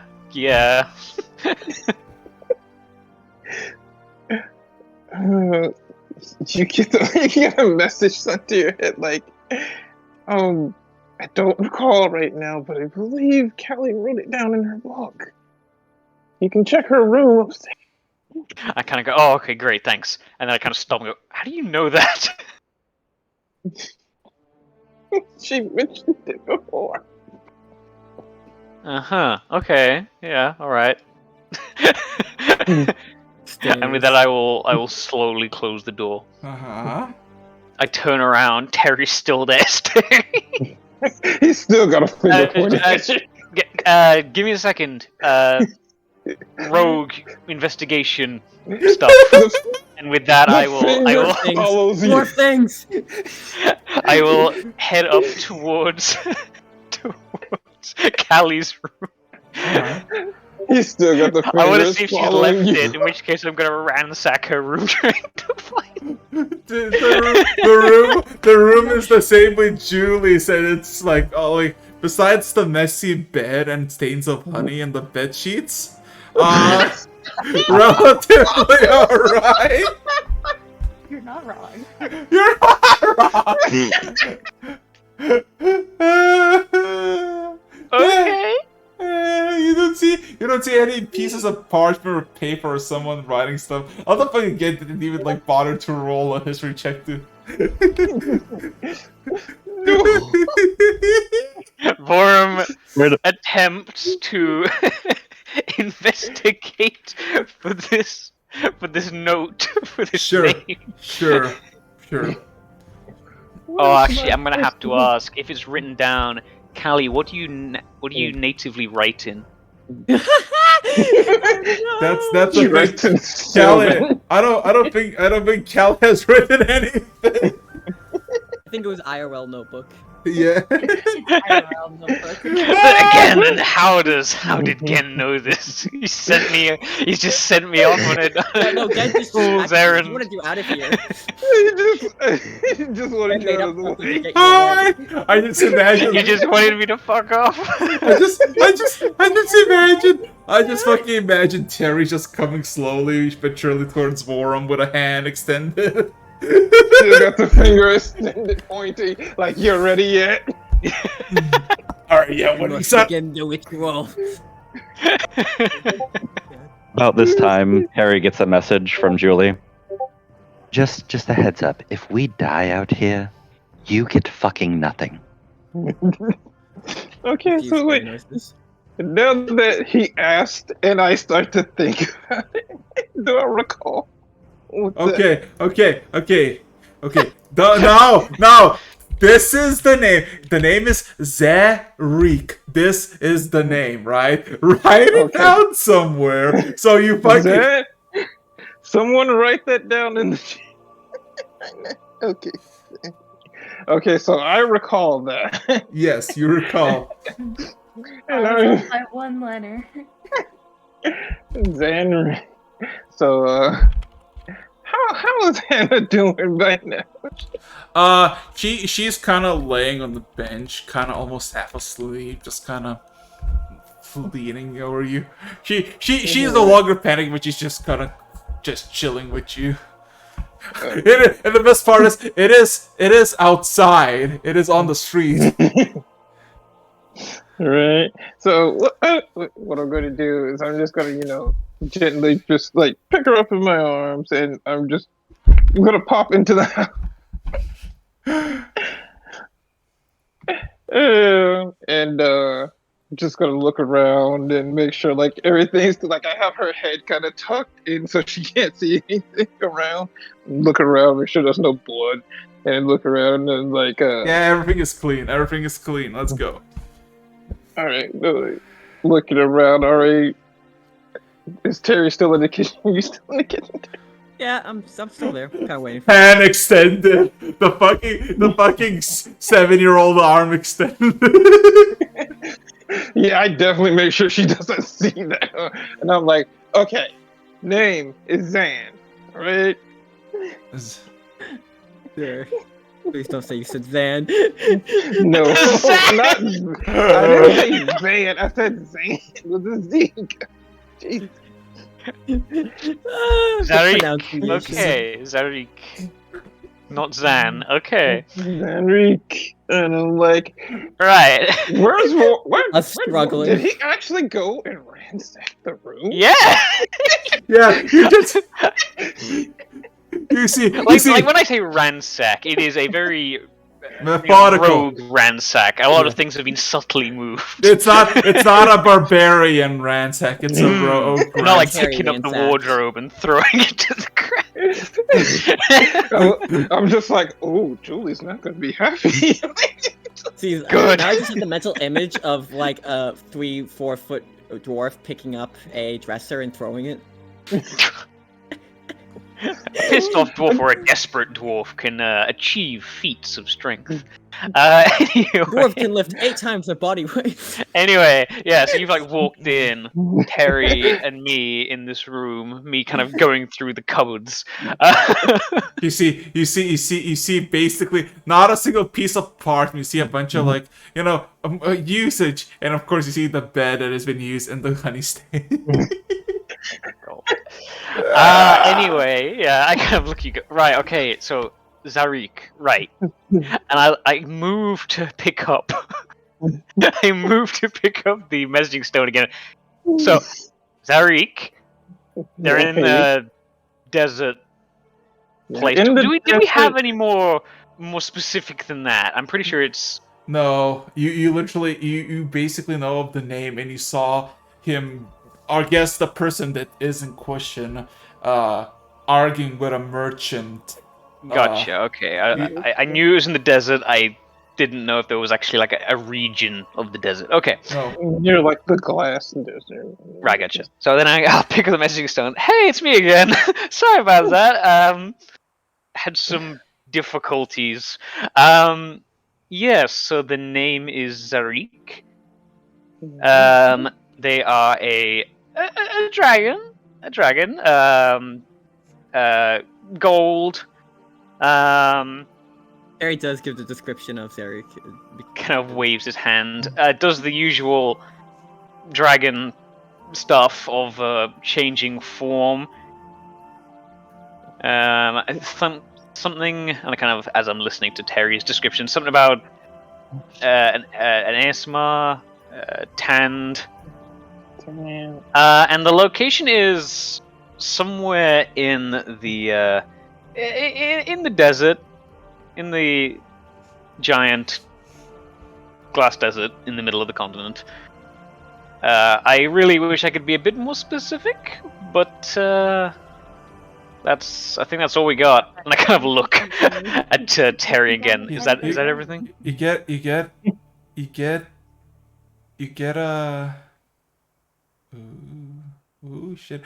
So basically, it takes you a good like half a minute, and then you get a response from Sixel saying, this will cost incredibly much, like a lot, but this one's for free. Vorum is kind of like, oh, thanks, and then he thinks about it and goes, uh-huh. Okay.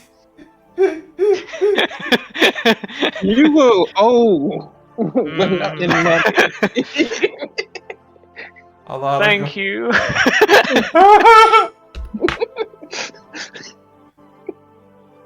A lot of gold or one night. So, anything else before I'm cutting back to Julie? Yeah, I kind of look at her like, where's Julie and Callie? Okay. So, now, in that Perfect case... transition screen. Yeah, transition screen, Julie and fucking Callie just riding on a giant gray jay. Because it's not blue, it's gray. Across the mountain tops of the snow. And it's flying almost directly towards the prison. And before reaching the blackish mass on the snow, all of a sudden it takes a sharp left turn. And it takes like a good 10 to 15 minutes as it flies incredibly fast.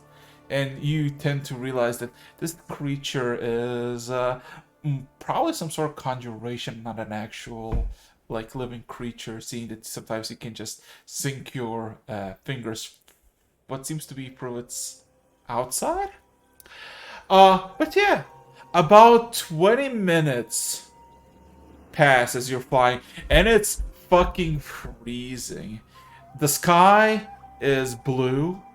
There's not a single what's it called? Not a single cloud, but in the horizon to the south, you see clouds approaching. And as you make your as you fly for 20 minutes, all of a sudden the bird just stops and it starts to caw as a raven, even though it doesn't do normally that. But you look below and there's like a 20 feet drop. What seems to be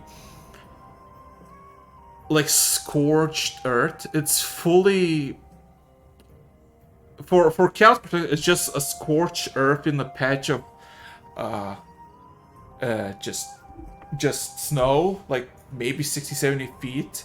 A bunch of symbols carved into the stones, and sometimes dirt. Some sort of ritual has taken place here. Um, as for Julie, you also see the same things, but you also see the immense, bright, this glowing of the stars inside the dugout runes. And also you realize, looking just towards the prison, you're maybe 200, if not more, feet to the actual, like, the dome, where it's all in time encased. And of course you see the giant shade of the dragon that you can see is... You know what? Roll me a perception check. Julie, my girl.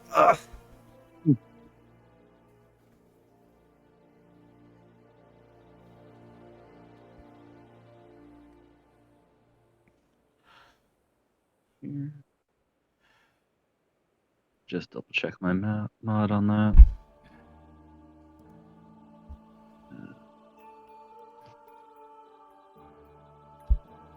Oh, yeah. 24. So, the first time you laid your eyes upon it from the distance, from the full view, you saw a black dragon, like literally a black dragon.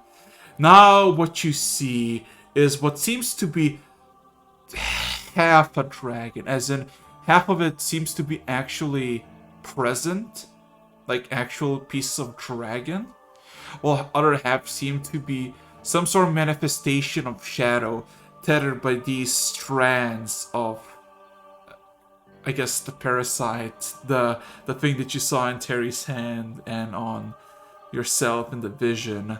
It's tethering itself together in this manifestation of sorts. But yeah,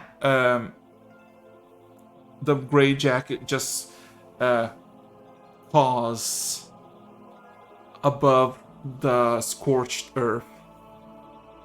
And yeah, is there anything specific you'd like to do, Julie? I imagine that they're coming from the prison towards whatever this is, so their route would be between there. So I'll put that. With your passive perception for both of you, you don't see any footprints around. You just see the scorched earth.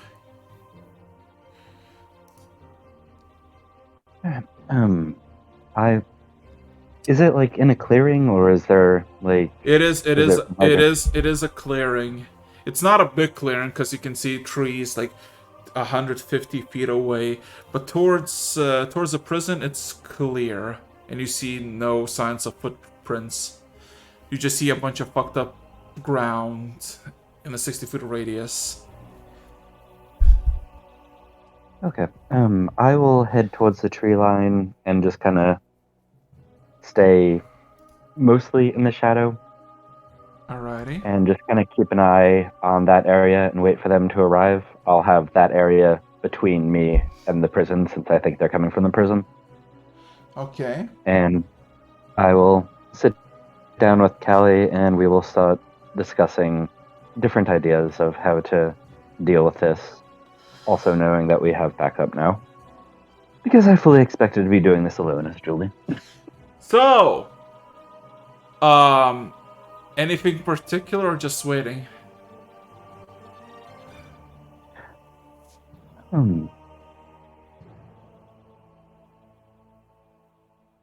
I'll go ahead and take off my heavy winter coat, like, once we're done talking.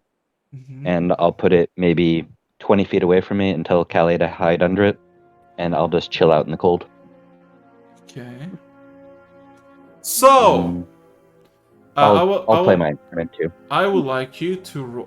Are you gonna play what now? I'll just start plucking at my violin, just a simple tune. Okay. Roll me. Okay. No stealth check, I guess. Okay. So, Because I'm hiding underneath. yes. If you want Yeah, to. you're safe. You're away from me and you're hidden. Yeah. So I guess with that, I would like one final thing for Teri, Worm, and Gen, if you want to do anything. I mean, currently we're just waiting on 6 souls, so there's nothing really to do at the moment. Alright. And might have me to do, but Alrighty. Okay. Oh my fucking god. I am hidden. I am one with the coat. stealth 1,000. One with the coat. I am the coat. Mhm. Oh, give me a second.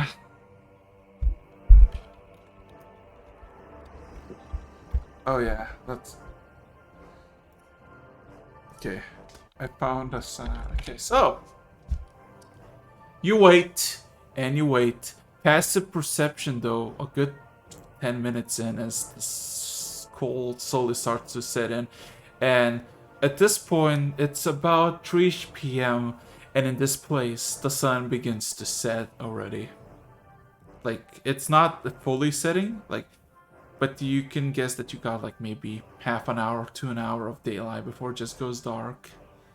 As, yeah, you see that the mountainous area to your right, to the right still has a bunch of, sunlight, while to the left where you came from the west is, just slowly but surely, you can no longer see the sun from the place you are. I would like you to make me a wisdom saving throw. Who? Julie. Wisdom save? Yes.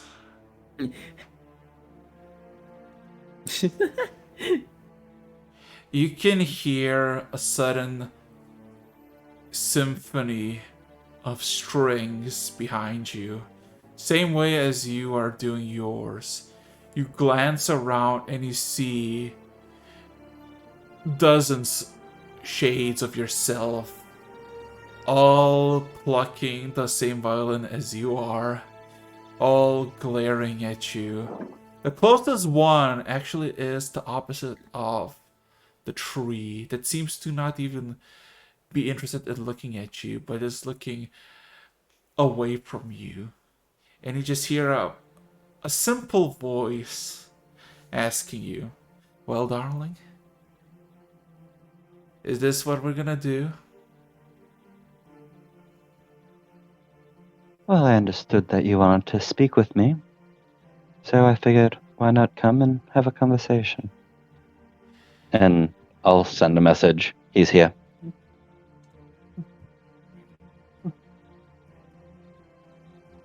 Okay, get a message.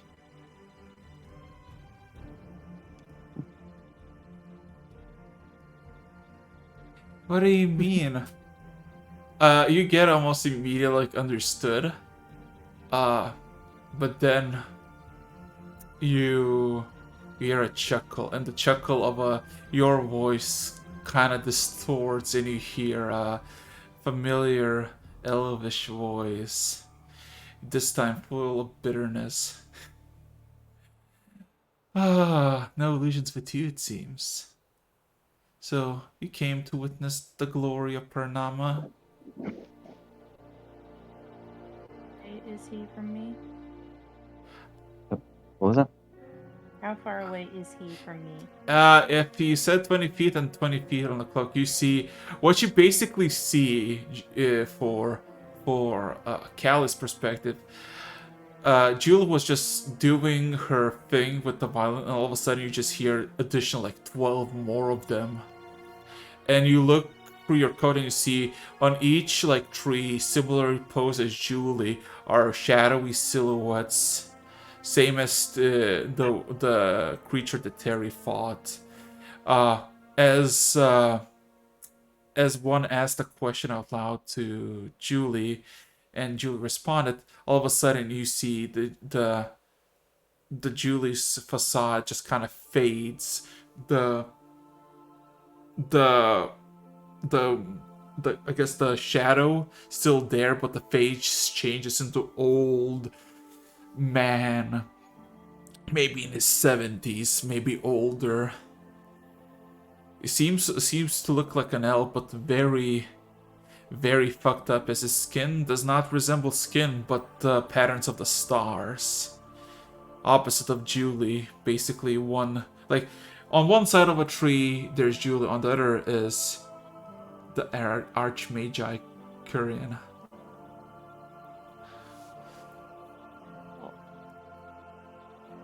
I cast enlarge on him. No. Not yet? Yeah.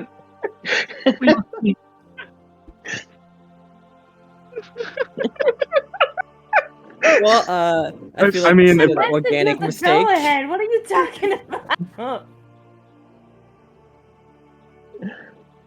Prize round in combat. Let's go. Mhm. Surprise, motherfucker! So Big now. I'll say Julie, you got a decision to make. You wanna continue this, or you wanna Cal just go and Okay. Yes, since we're just talking right now, I will send a message to Callie real quick. Don't do anything unless he does something. Got it. I won't enlarge him just yet. yeah. So yeah, the Archmagi asked you a question. Are you here to witness the glory of Paranama? You know, it's been calling to me. I've had visions of this even. I was curious how it was progressing. If I knew about this place longer, much sooner, I would come here myself. I would have been a prisoner myself. The power, the potential that one can obtain from this place, it is immense. You're the one who sent me here. How did you not know?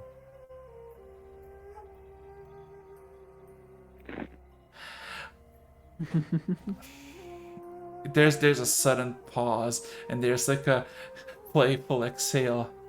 Oh, this is a place where I send all the unwanted people in my life. You are the latest, but you are not the last. But since, of course, I had to run away because of a special someone, all of a sudden, Callie, from your perspective, from Julie's perspective, you hear just like bark breaking slightly, like just crack, nothing too serious, nothing too massive. From Cal's perspective, you all of a sudden hear that playful sigh as I guess Kurian now just transforming, still opposite or other side of the tree, all of a sudden drops the makeshift violin that just disappears into nothingness and kind of clutches his hands into the tree bark, and you see just normal hands immediately manifest into sharp claws. instead of 5 fingers, 3 massive claws just slowly start to grow out. As you see, the old elf is like looking up into the sky, and you see his mouth is kind of the jaw starts to pull out, and you see his head is becoming bigger.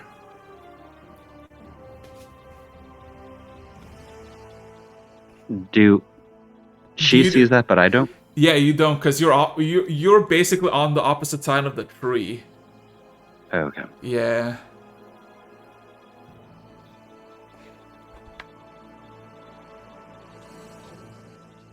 So what now then, Julie, my dear?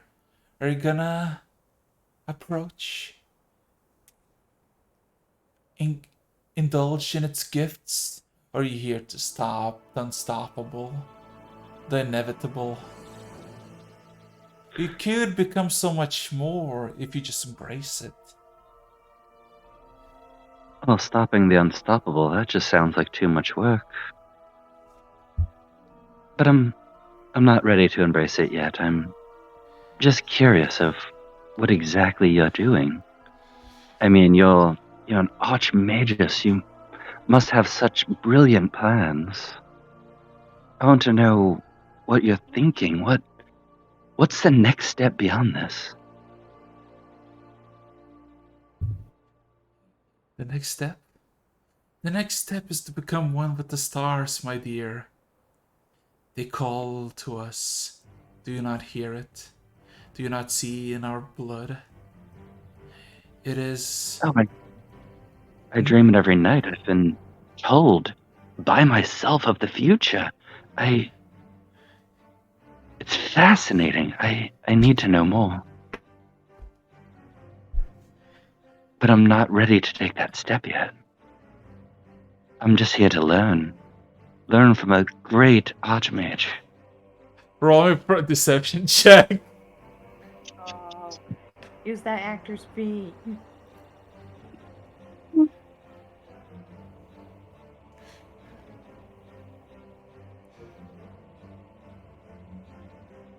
Oh, Oh my. yes. Oh, yeah.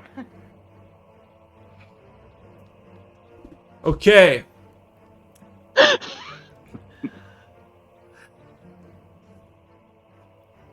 You hear from Julie's perspective, you hear bones breaking, multiple bones around his jaw or head, as his composed mannerism slowly starts to go unhinged. And despite whatever he says, there's an echo of just chuckling, what seems to be coming from his lower chest or upper chest, as he says, "Is that so? I always wanted a pupil of my own in this regard. These allies, so weak, but you, I sense the great potential in you. And wouldn't you like to rule the sky above us all?" As you see it, for Julie, for Cal, you see a 10-foot tall monstrosity that seems to all of a sudden, almost like a werewolf of types, but you all of a sudden you see, when the crackling starts, you all of a sudden you see his jawline just kind of extend like a good feet, and you see like a bunch of teeth in the hundreds sprout out, and his lower, like from his jaw through the neck to his chest, it just opens up, and you see just massive amounts of teeth. And then it takes a step just like, forward. It takes a step forward and then kind of clutches the tree and looks at you, Julie. And what you basically see is this very long creature of eyes and I guess up to his cheeks, still an elf that you recognize. Everything below is just a singular giant mouth with what seems to be a bunch of bony protrusions and pincers. As you hear countless of chuckles and laughters as it says to you, Julie, in that case, let us free Paranama. Let us bask in its gifts. Come. as all of a sudden you see those what you assume are like the bones of the chest protrude even further and begin to manifest as like through his chest to the side and starts to walk on him like a caterpillar. And all of a sudden, you all just see, for Cal's perspective, you see in a matter of 10 seconds, it went from 18 seconds, it went from normal looking elf to werebeast to now a caterpillar that is about 15 feet long and is now hastily going towards the circle.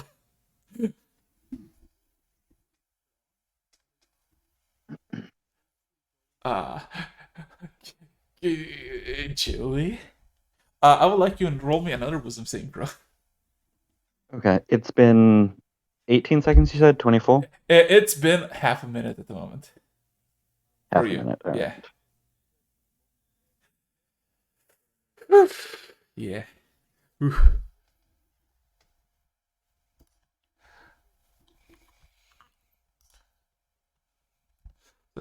God damn it! I wish.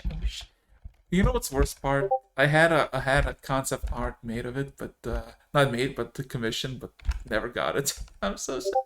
Oh. Yeah. So give me a second. 32 on the save. Yeah. Give me a second. Okay.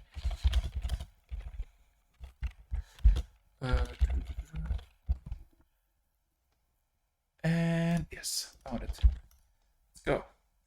Let's fucking go. Panic now. Not yet, Julie. Not yet, Callie. Not yet. Oh yeah, Callie. Are you gonna do anything? Besides shitting, besides being in fear, you know. Yeah, you know. Okay. Alright. So, are you gonna follow? Are you gonna follow the Archmagi into the circle? I will not follow him into a circle, but to stroke his ego just a little bit more, I will use Unbreakable Majesty and make myself look otherworldly beautiful. Uh-huh. And even beyond what I am, which is insane. Yeah. So and I will whisper, you know, any king deserves a good queen, does he not? I would hate to break this beauty.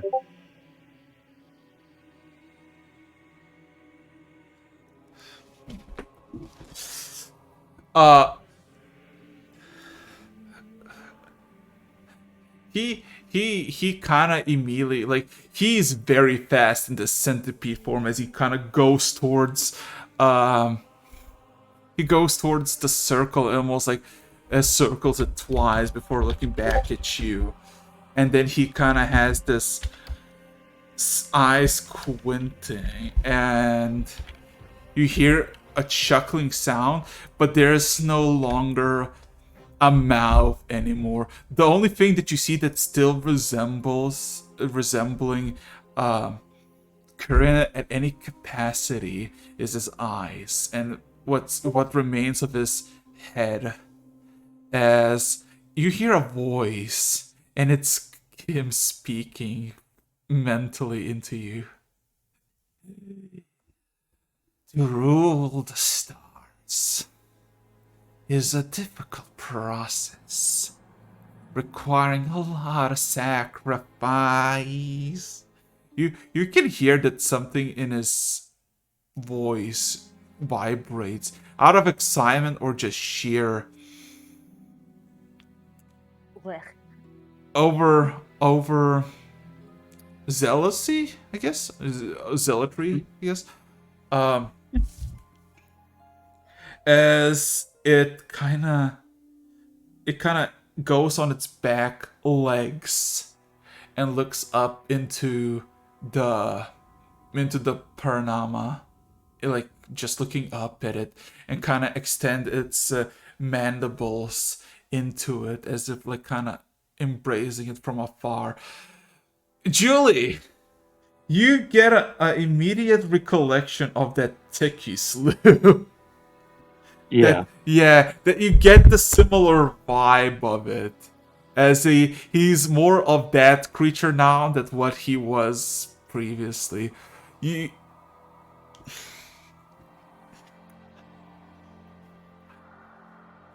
As at the moment, 42 seconds have passed. And then as it looks at you, it immediately, like, almost unnaturally just kind of snaps towards you, and you see these protrusions are becoming to grow its own protrusions, and he seems to be more and more mutating by the moment. Join me. Come upon the circle. Join us. Come upon the circle. Join us. Join us. Join us. You hear a handful of voices. One of them is Skirin, and then a handful of people you don't recognize, male and female. But then you get one voice as all of a sudden, like a sharp wind cutting through you. An unfamiliar voice. Don't, child. Don't. Carrion, you've hired me in the past. You should know better. I never get into a contract without reviewing all the terms first. But please, go on. Tell me your plans. Tell me everything. I want to understand where we're going, what we're doing. King and Queen of the Stars together.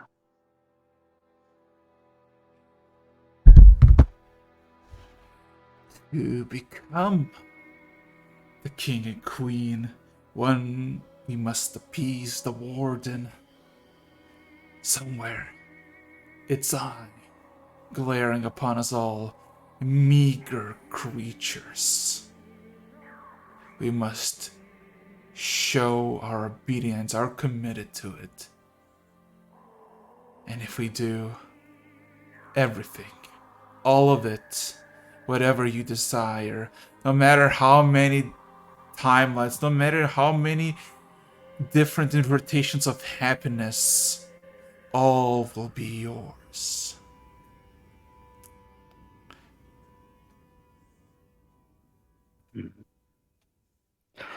As it kind of looks at you, and you see more and more. You look and you see that the protrusions are growing, just in random intervals. They no longer seem to have any more shape. It looks like it's just going for the sake of going somewhere. As one of those these mandibles that are like 4 to 3 inches thick are coated in this blackish goo, and they're like 6 or 7 feet long, and the entire construct now is like 30 feet. And are they extending towards me?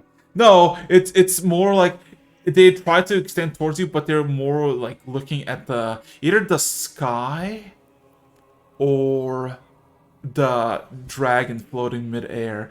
As at 54 seconds, the sun sets, and the valley that you're in engulfed in shadow.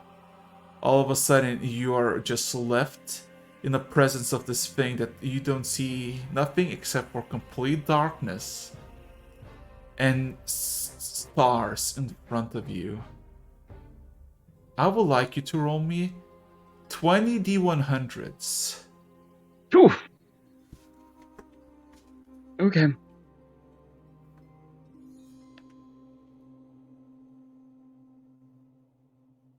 $20 D100s. There you go. Oh God, nice.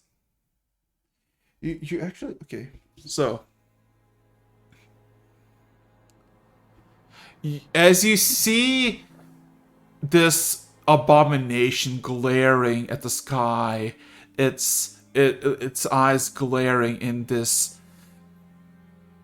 appreciation, devotion, absolute obedience, screeching and noises and voices you haven't thought could be possible.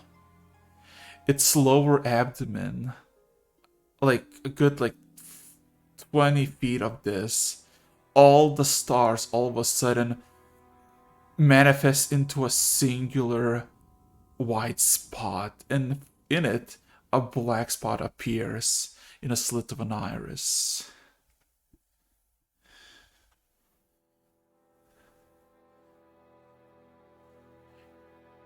And you hear a very calm voice say at you loudly, for Callie to be heard as well. Only fools can obtain my gift, for fools are those who can bring hope where there is no hope present. You have my permission to slay the parasite.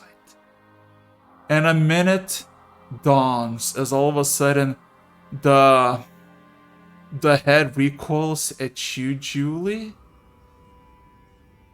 as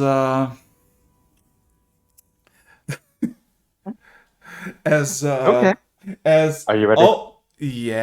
as all of a sudden you hear 7 or say 8 bright blue glows with a screeching sound, and all of a sudden you see this entire place is swarming with over 100 people from the Platinum Seas. As all of a sudden you just see immediately multiple layers of what seems to be barriers just engulfs you. And it's like every few inches just a barrier, and you both are in this barrier. Kurian sneers at you, screeches at you. What is this deception? Carrion, you wanted to see the stars? The queen has arrived. And I'll point towards the ceiling. Arcane conflux, divine, quicken, shielded, maximize, echo, subtle, heightened, meteor, hit him. That was a lot. Meteor? Meteor swarm. Meteor swarm. Okay, I would like you. It's gonna fail. So roll me damage. That's maximized, so 960. 9 Or how big is he? How big is he right now? Is he large? Is he huge? He is huge. He's huge, so that would be... I know it's quadruple for large. How much is it for huge? Oh my god, 16 times. 16 times? Yes. Okay, so 1 second. Oh my fucking god. That would be 3,840 damage. Okay. And that was subtle cast, so there was no movement, no nothing. It just... Oh. So.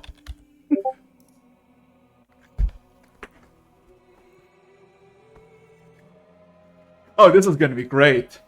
So, as you cast, and all of a sudden the swarm approaches, all of a sudden the time freezes over. As everything becomes grayed out. And you hear this uncomfortable screeching sounds, very low, guttural, as you see the swarm is maybe a few dozen feet from his head, and you see everybody pointing at the thing, and spells are being cast everywhere.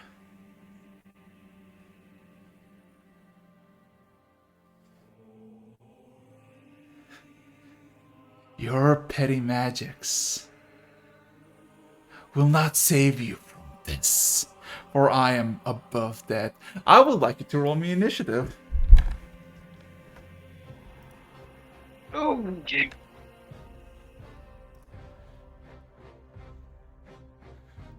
Oh boy. Well, give me a second. I'm just gonna whip out this very nice file back in the end. Literally. Yeah, boo, let's go. Anyway, oh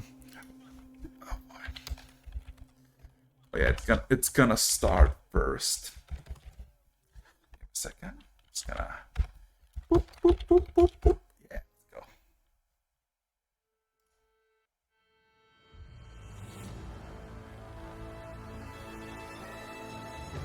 So,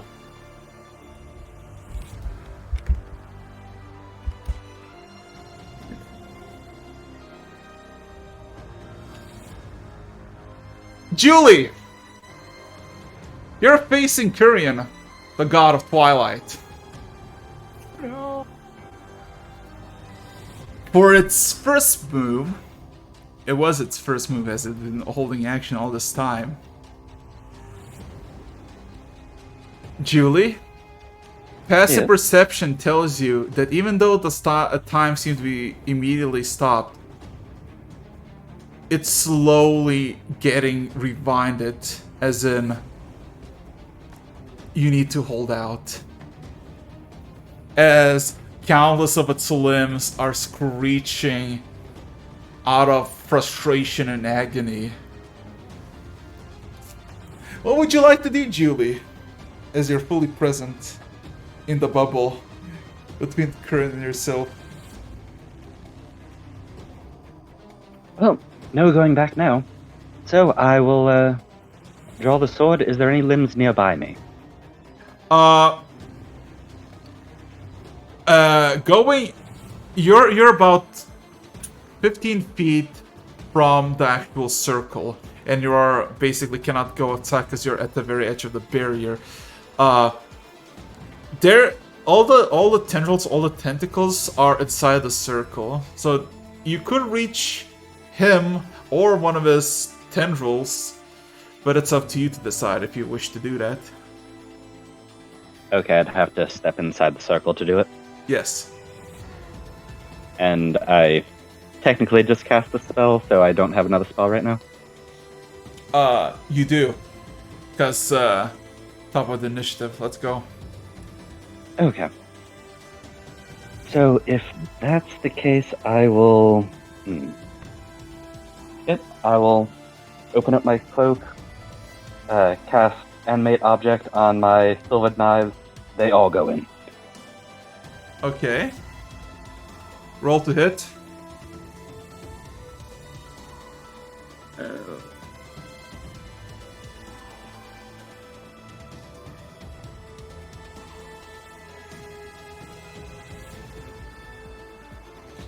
I doubt any of these are going to hit. This was just a desperation move, honestly.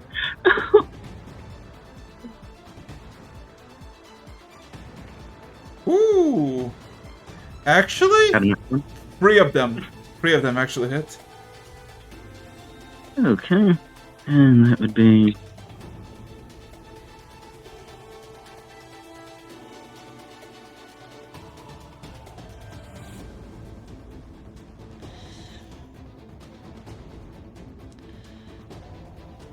Okay, and yeah, 11 damage. Bonus action, I'll start my blade song. Okay. So, top of the round for Kurian. Oh god. I would like you. Let's see. Let's see if first one hits. Nope. Oh god. Okay. 42 hits, right? I Actually, I'm gonna need him to make a charisma saving throw against my spell save DC to even get to attack me. Oh god. Charisma save, right? Yep, charisma. 26. He fails. He It fails. Fuck. He can't attack me this turn. Okay. Oh, actually, 1 second. I'm okay. Yeah, it can't attack you this turn. Yeah. It screeches at you. You traitorous bitch. Bitch. You know, this wouldn't have happened if you didn't put me in here, you cunt. Okay. So that's his turn. Oh wait! Nah. Okay, nah. Yeah, your turn. Yeah.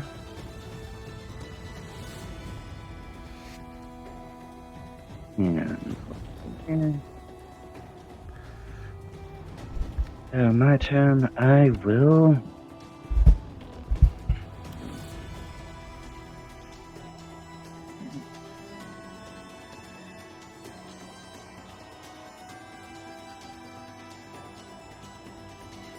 You know what? I'll go and cast Mental Prison on him.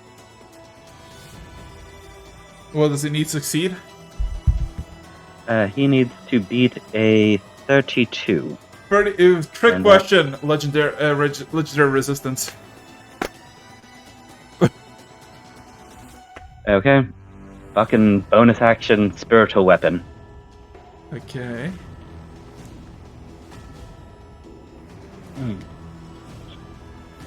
Okay. So, anything else? Any comments?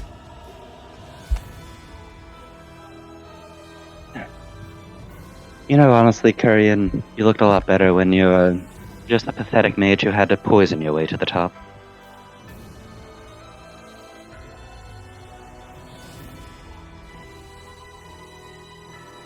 Roll me intimidation check.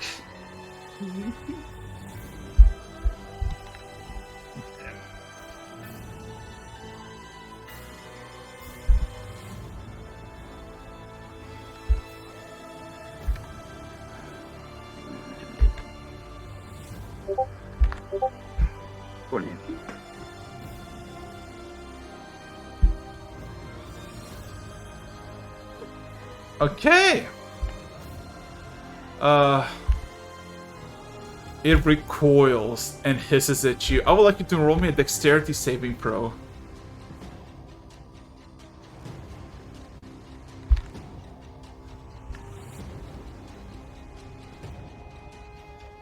Oh my god.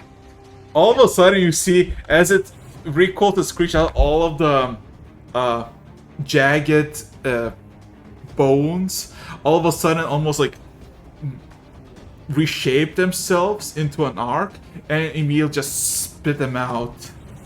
You did fail your safe, so let's see. You, my good sir, take 24 divine damage as one of those shards just hit you. Okay. Ouchie, ouchie. I know. And as its bonus action.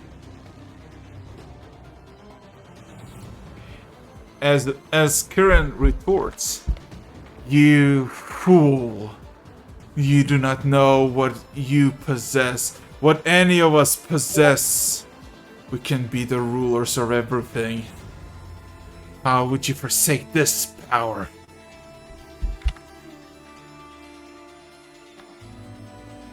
Question, is Callie in the dome or no? No, she's way outside. Okay. Are you naming it in there? For perspective, Callie, for all of you, it's just a brief time frame still. I can't help you. I'm sorry. No, it's fine. I want to make sure that you're safe right now before I say this. Why would I forsake all this? I'd forsake it for love. I don't want her to be hurt. Yeah, what would you like to do for your action? Also, passive perception. you can see that the glitters of the meteor swarm begin to actually slowly but surely twirl back again. Time is slowly coming back.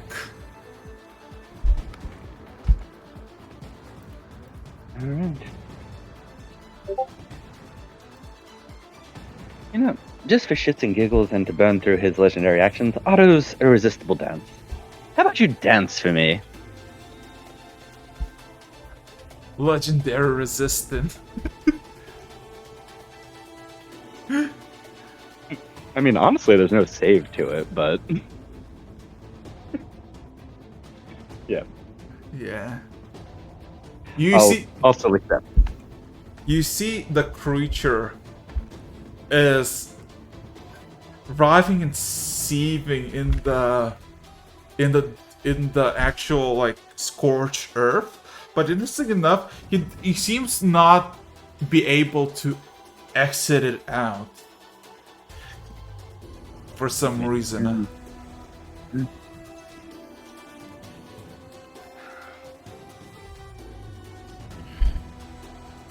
As it kind of... I'll have my spiritual weapons start swinging on him again. Or my animated objects start swinging on him again. Okay, roll to hit. Those are my hits. Oh god.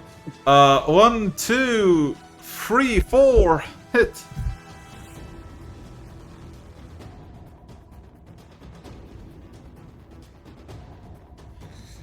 Ah.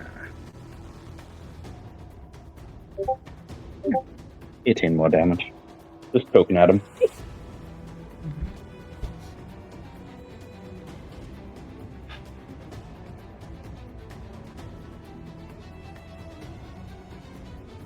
So, as a divine being, something ascending to the stars, you're falling to daggers. Did you think I did not foresee this? Do you think I am blind to this deception? Yes. Well, I mean, considering you and me are locked in here together and you're losing, yes.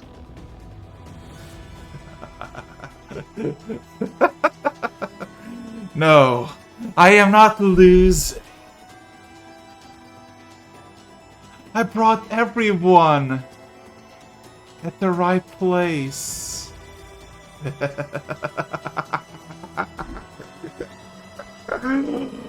Deception's such a wicked tool.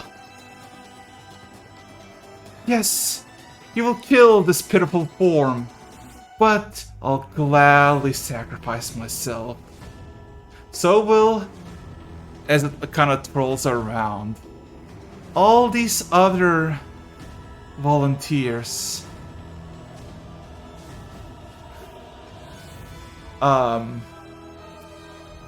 Julie, all of a sudden, you see the thing in the scorched earth. Some sort of crackling sound, some sort of disturbance, a tremor. And all of a sudden you see just a hole breaking open in the earth where he stands. As he starts to immediately crawl into the hole. I have a simple question for you. Since I don't know if you're bold enough. Would you cross over and try to stop him from getting out?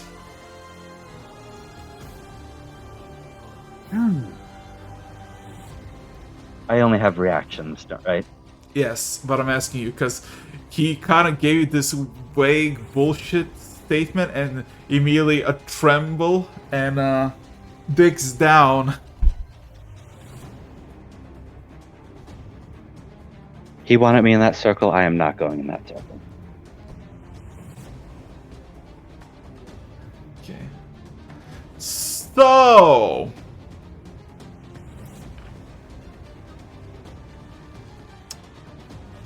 the scratching of earth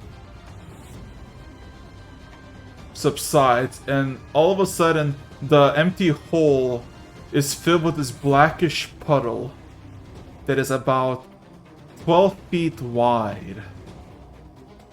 And as time starts to slowly escalate back to its full intention. So, Julie, shielding can only affect so many people.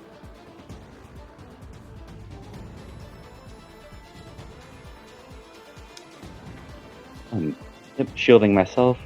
I'm shielding Callie. The rest are liches that just appeared in the general vicinity. Yeah! So how much damage for a single 5 feet cube? Oh, for a single 5-foot cube? Yeah. Would be... Let me go back here. What is it?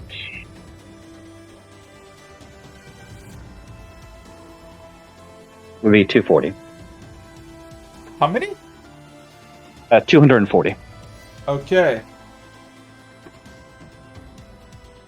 So what you see as the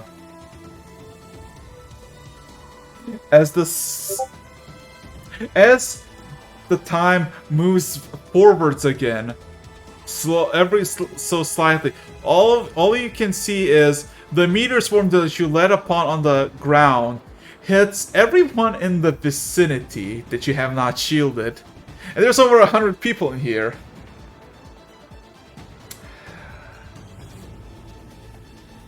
Ooh. Yeah.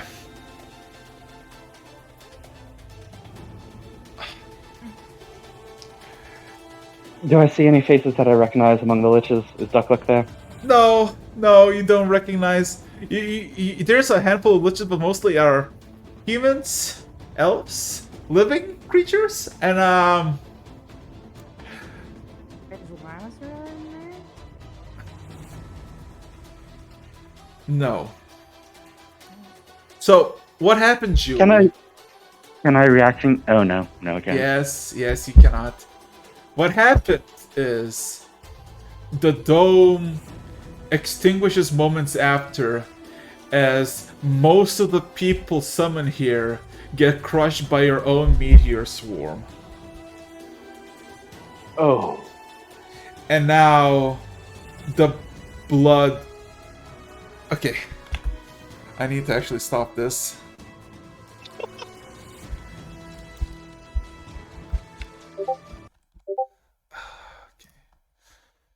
Oh boy.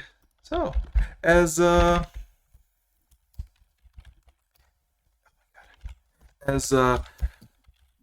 entire place and a good quarter of the dome just gets pelted and decimated by the meteor swarm.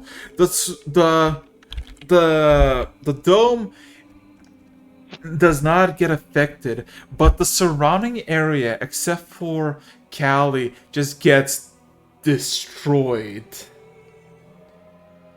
Moments after, all the shielding goes down, as all around you lie dead men and women of the Platinum Seas.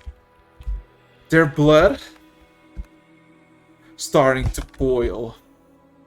Julie, Callie, what would you like to do? As Curran is nowhere to be seen.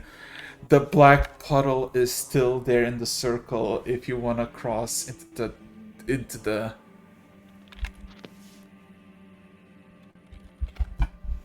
Terrible mistakes have been made. Terrible mistakes.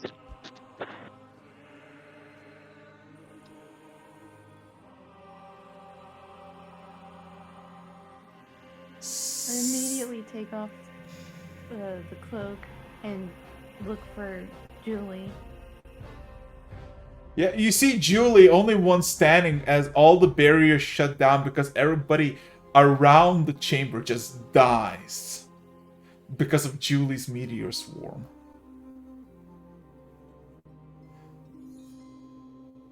Julie?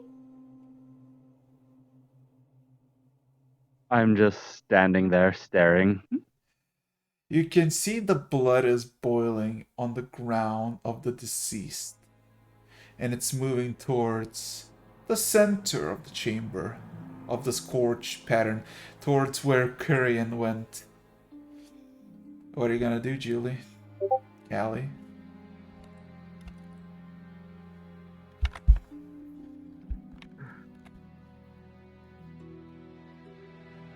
Supposed to compete with Teri's kill count. Julie is still just standing there, staring, shaking. So, Just gonna hug her.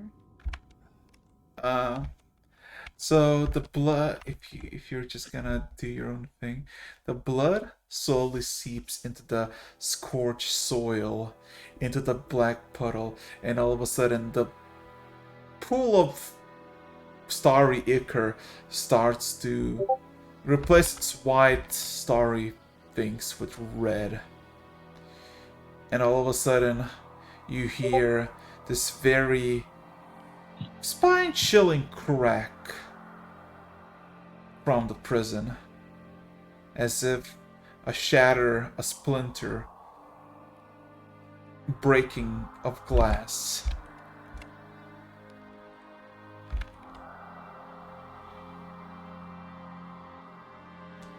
One crack by one. You can hear it. What would you like to do? I'm sending a message to everyone, get out of the city now.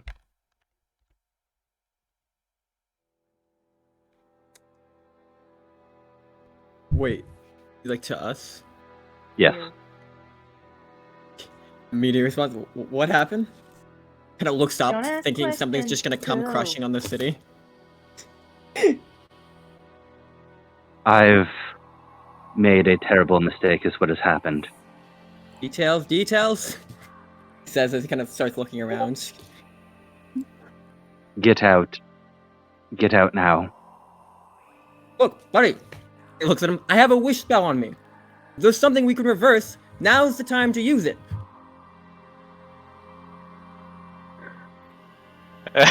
Julie. Wish to undo the past 24 hours. All right. I mean, that is good. Oh my fucking god. Oh goodness. So yeah, that's Julie. Teri, word for word. Wishes. Oh god. Dude. I Okay. wake up in the morning. Wait, hold No. on. Is this gonna undo the tabby discussion? D100. D100 if you roll high enough. What? What have you done? Oh. That fucking fuck. wording. What have you done? Okay. Okay. Give me a Oh second. my god. Like Warwick could only hear half that conversation, but he was just like on the other side of the room, just kind of goes, "Wait, what the fuck?" And then he gets this. No, Just Teri wakes up. chilling. What if Teri's the only one who just remembers that this even went back at all? Oh, Like, he shit. has to explain to everybody. He has to explain to everybody. I was gonna ask, are Okay, we gonna okay, remember? shut up. Oh my fuck. Yeah. That's perfect for like the last few minutes. Shut up. So, Teri, you ask a question. Not question, but like, just, I wish upon a star to basically revert the past 24 hours. And all of a sudden, you hear, your eyes just kind of go heavy for a split second. And then you hear just, wham. A sudden bang. You open your eyes immediately. And you see the familiar thing of yesterday, where you see Tabby is rushing from the third floor through the second floor to the first floor, asking very angrily, where is she? Looking at you, Teri. my God. Just the day before. You see Callie, you see Julie, you see Vorum. Again, it's missing. It went back even further than I thought. No, That was that was 24 hours. I know, that my literally perception of was- time has been warped. Yeah. A So lot has happened. I lost a hand. You that spent was- all of this morning punching stuff. no, you look back at your hand. You're in your armor. You have your fully Hours grown ago arm. Was 1 in the afternoon the day before. No, it was Yeah. 3 p.m. That was 3 p.m. You just made back from Havel, and you kind of were pointed the thing. Julie went to distract Tabby while Gen went away, and then eventually Tabby went down, frustrated, asking where is she. And Teri, this is you were told you remember what happened yesterday or tomorrow. Ah, You're the only one who remembers. no! Will you repeat the same actions, buddy? Well, you don't exactly know what went wrong. Just that you had to Exactly. Look. It's so much. I just have to say, like, something terrible happens. Back at it. We have no idea what. Julie isn't gonna even know that it worked for everything except for accidental collapse. So yeah, so technically, more we don't even have this map anymore. You don't know that. There's no map. I'm This is- drinking coffee downstairs. Yeah. Yeah, I am going buying sweets. That's what I'm doing. Yeah, you're. I'm Okay, on out a of, like, lunch date. out of like Terry's like panic, and, like he looks at her and like who, and and it's a legitimate question this time.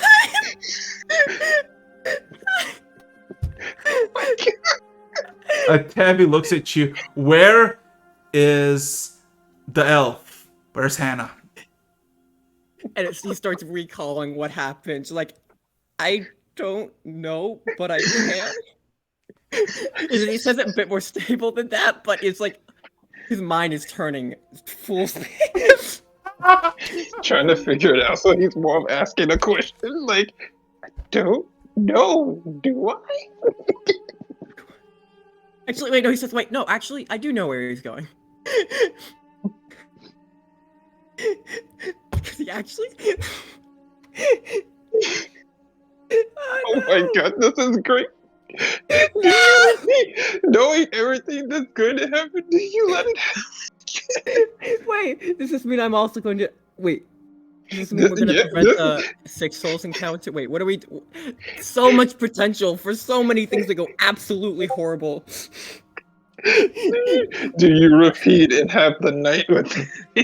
That's the question. You remember everything, Terry. You remember. Yeah, you remember everything. Okay, well, yeah, no, that's... I said, like, wait a minute. No, I do know where he's going.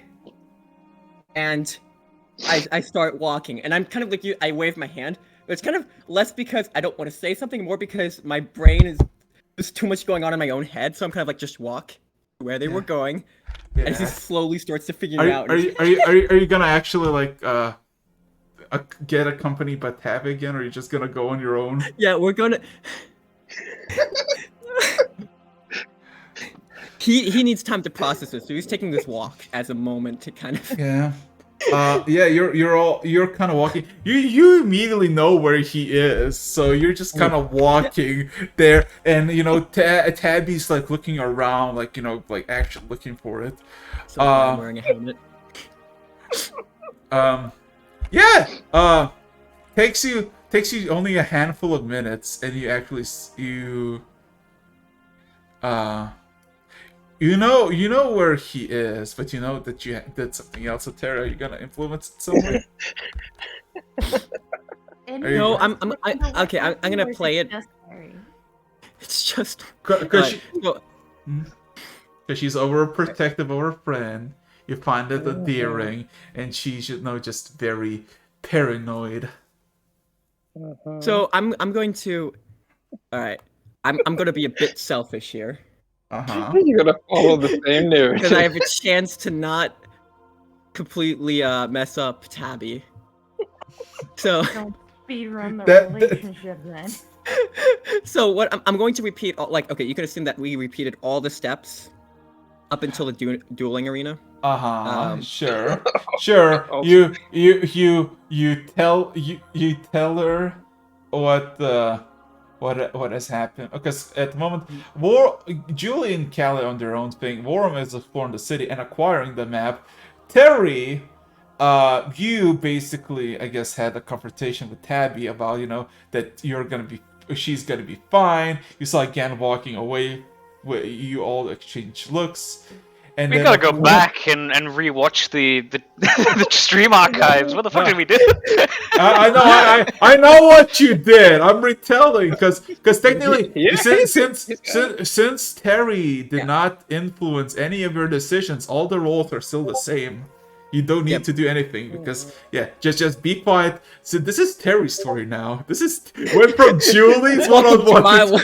Yeah. So Terry, you were told about the fighting thing, and it takes you, on the familiar path. All of it is kind of familiar. You walked this only Constant yesterday. deja vu. Yeah. So what is different? What is gonna split? I'm kind of thinking. Trying to think of the best time to actually bring up something changing. And my mind goes to the morning that we all gathered together. So I'm gonna shoot for a repeat of that. But I'm gonna make one alteration to the Tabby interaction. You lock the door. You actually lock the door in. Sometime during the night after. No, the door was locked. The door was door locked. Oh, that's right. Vorum picked the lock. Leave Yeah. a sign on the door. You gotta Like, plan to "Why wake is up it early." Okay. locked to the So door?" here's the thing, Terry. If you Yeah. do not interact, tell me what you want to interact. If not, everything goes as the same as the last session. All right, so everything's going the same for that, that. Yeah. Everything is going the same until the Tabby interaction. After that point, he's going to change how he interacted with, the Tabby night scene, and then change how he interacts with everyone in the morning. how though? You cannot say He's gonna tell them what happened. Okay. So, night scene. If all goes well, it all goes down the same way as you've seen. What are you gonna change? All right, so as she grabs beforehand, when she goes for the initial grab, Yeah. me expecting this time, I grab her shoulders, sit up, and sit her down on the bed. Stop.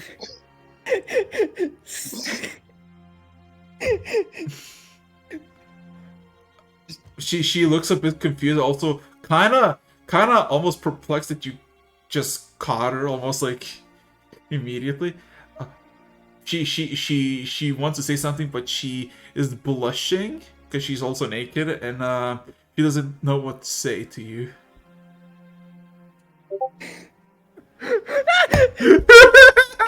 Warren, no. Look, if you want to take it that far, there's some things you have to know first. Couldn't wait for the morning. And you're gonna tell. And you're gonna Yeah, tell. I retell the Yeah. story. Roll me a persuasion check. Let's go. Oh my So you God. can make sure. I love the fact that Terry is like Julie's fuck up is Terry's repairman. He's like, Julie fucked up. I get a second chance. Yes. Look. I'm taking it. I'm not gonna suit her. I'm taking the second chance. And 19. Let's go. Terry's in love. it's still it feels just as painful to say all this the Yeah. second time around as it does the first. Are you gonna be It's like, the first time she's here. yeah, you're gonna be like, actually, I had this conversation before. No, we'll talk about that in the morning if she asks about it.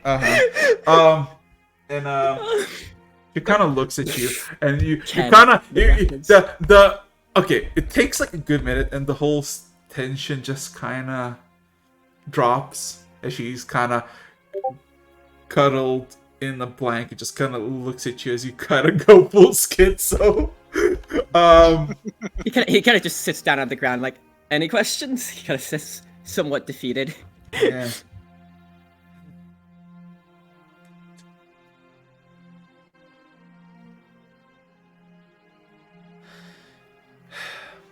So what happens if you win? If you succeed? If you do not die? You know, I was thinking about bringing the family back and the memories back. Was the plan. But after thought, I realized how much pain it's caused me to come back to life. I don't want to do that to my family. And I don't know who I was, but I do know who I want to be. So maybe it's best to let the past burn. Roll me another persuasion check.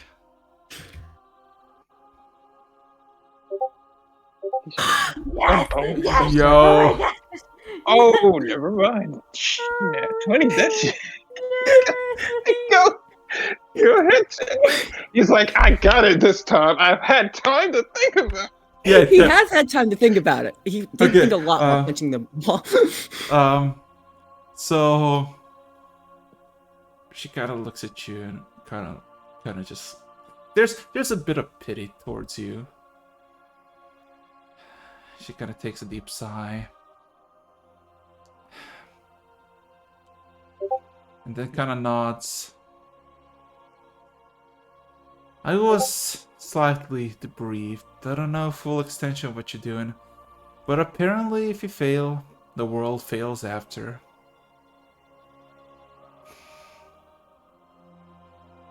And if you do succeed and live, then you will be known throughout the world as one who saved the world.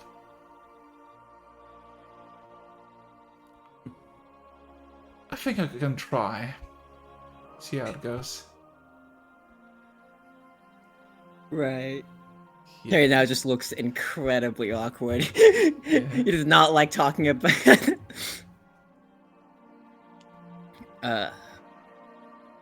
right. You still have the new tabby on your What's the kinda next? Go for it. Do it. Oh my fucking god! You know, I'll say it like this. You know, if Tabby's willing, fade to black.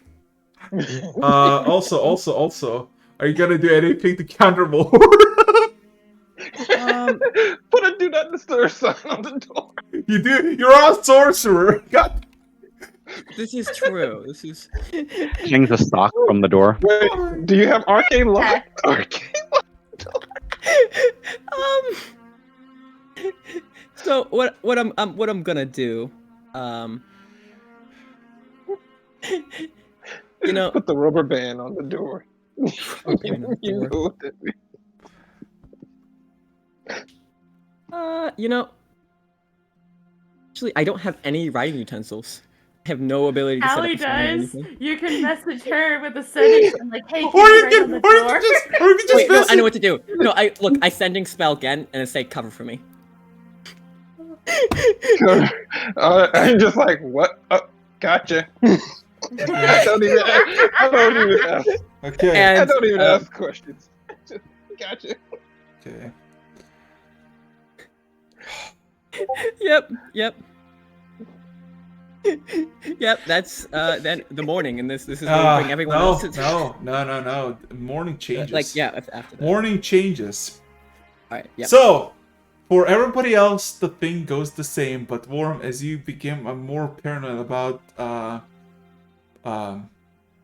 Teri, Gen tells you that he is fine, and you do not proceed with anything else. Mhm. So for the rest of you, you're just having breakfast as usual as Hannah comes earlier and just kind of greets you and asks if you've seen Tabby anywhere. As for Teri, this morning is a lot more pleasant, as you're not woken up by a sensation of someone gripping your thigh as everyone walks in to look at you. I did just save Abby from a world of embarrassment. Yeah, but You did. you kind of are waking up to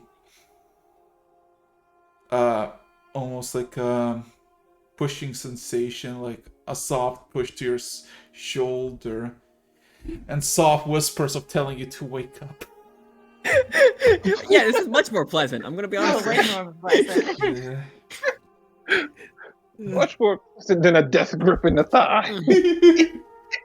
Terry wakes up, looks around, and realizes, right, that wasn't a dream. And he means the whole time travel situation this time. He's like, yes, twice, and they don't even know it. Oh, Terry's like internally dreading having to now tell everybody Okay. that he's time traveled. So almost the same thing goes as well as takes a like for the rest of you. It all takes it takes like good 20-30 minutes. Terry's not there, but eventually you start to hear like clangs of armor, so you know that he is in the room. No screams or anything of the like. But for Terry, as you're unlocking the door, Tabby looks at you, Terry, and kind of leans against the wall next to the door. Kind of eyes you up and down. And she just kind of whispers, almost out of embarrassment, "What do I tell her?" Thinks to himself, you know, sleepover. He shrugged. No joke. Like once we were in a pillow fight I was in a pillow fight with the rest of my party, and we were teleported back in time to fight with a king famous for pillow fighting. She kind of rolls her eyes and she takes a deep breath. As she says, "I'll do the talking. You just nod, okay?" You nods. You cut it down already. as she kind of gives a warm smile and extends her hand towards you. Oh, and after we're done eating, there's gonna be a rather significant Yeah. So subject to talk about. He says he walks down. So Just here's giving her the heads thing. up. One thing that changes from Terry and Tabby is that in the day that was not there, where they kind of clumsily went back down, this day they went together holding hands. Matching clanking noises with armor. Kinda. As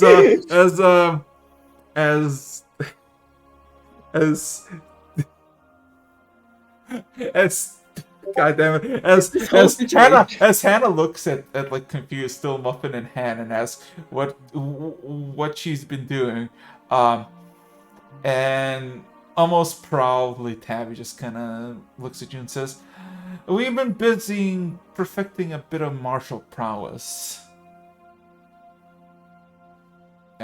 She kind of looks at you with like this, like Yeah, she was a bit disappointed after she lost me against me in the dueling arena. She kind of nods to herself, looks at you, and then nothing happens. Only Gen knows to the truest extent of what potentially happened. But yeah, you all have a wonderful breakfast. And Terry, what would you like to do as technically Right. this entire session has oh my god. Okay, it's been 3 hours, so you want to stop it here? Yeah, so I think this is good before he goes into like what happened. gosh darn it. Yeah, let's save that for Oh next. my fucking god! Julie!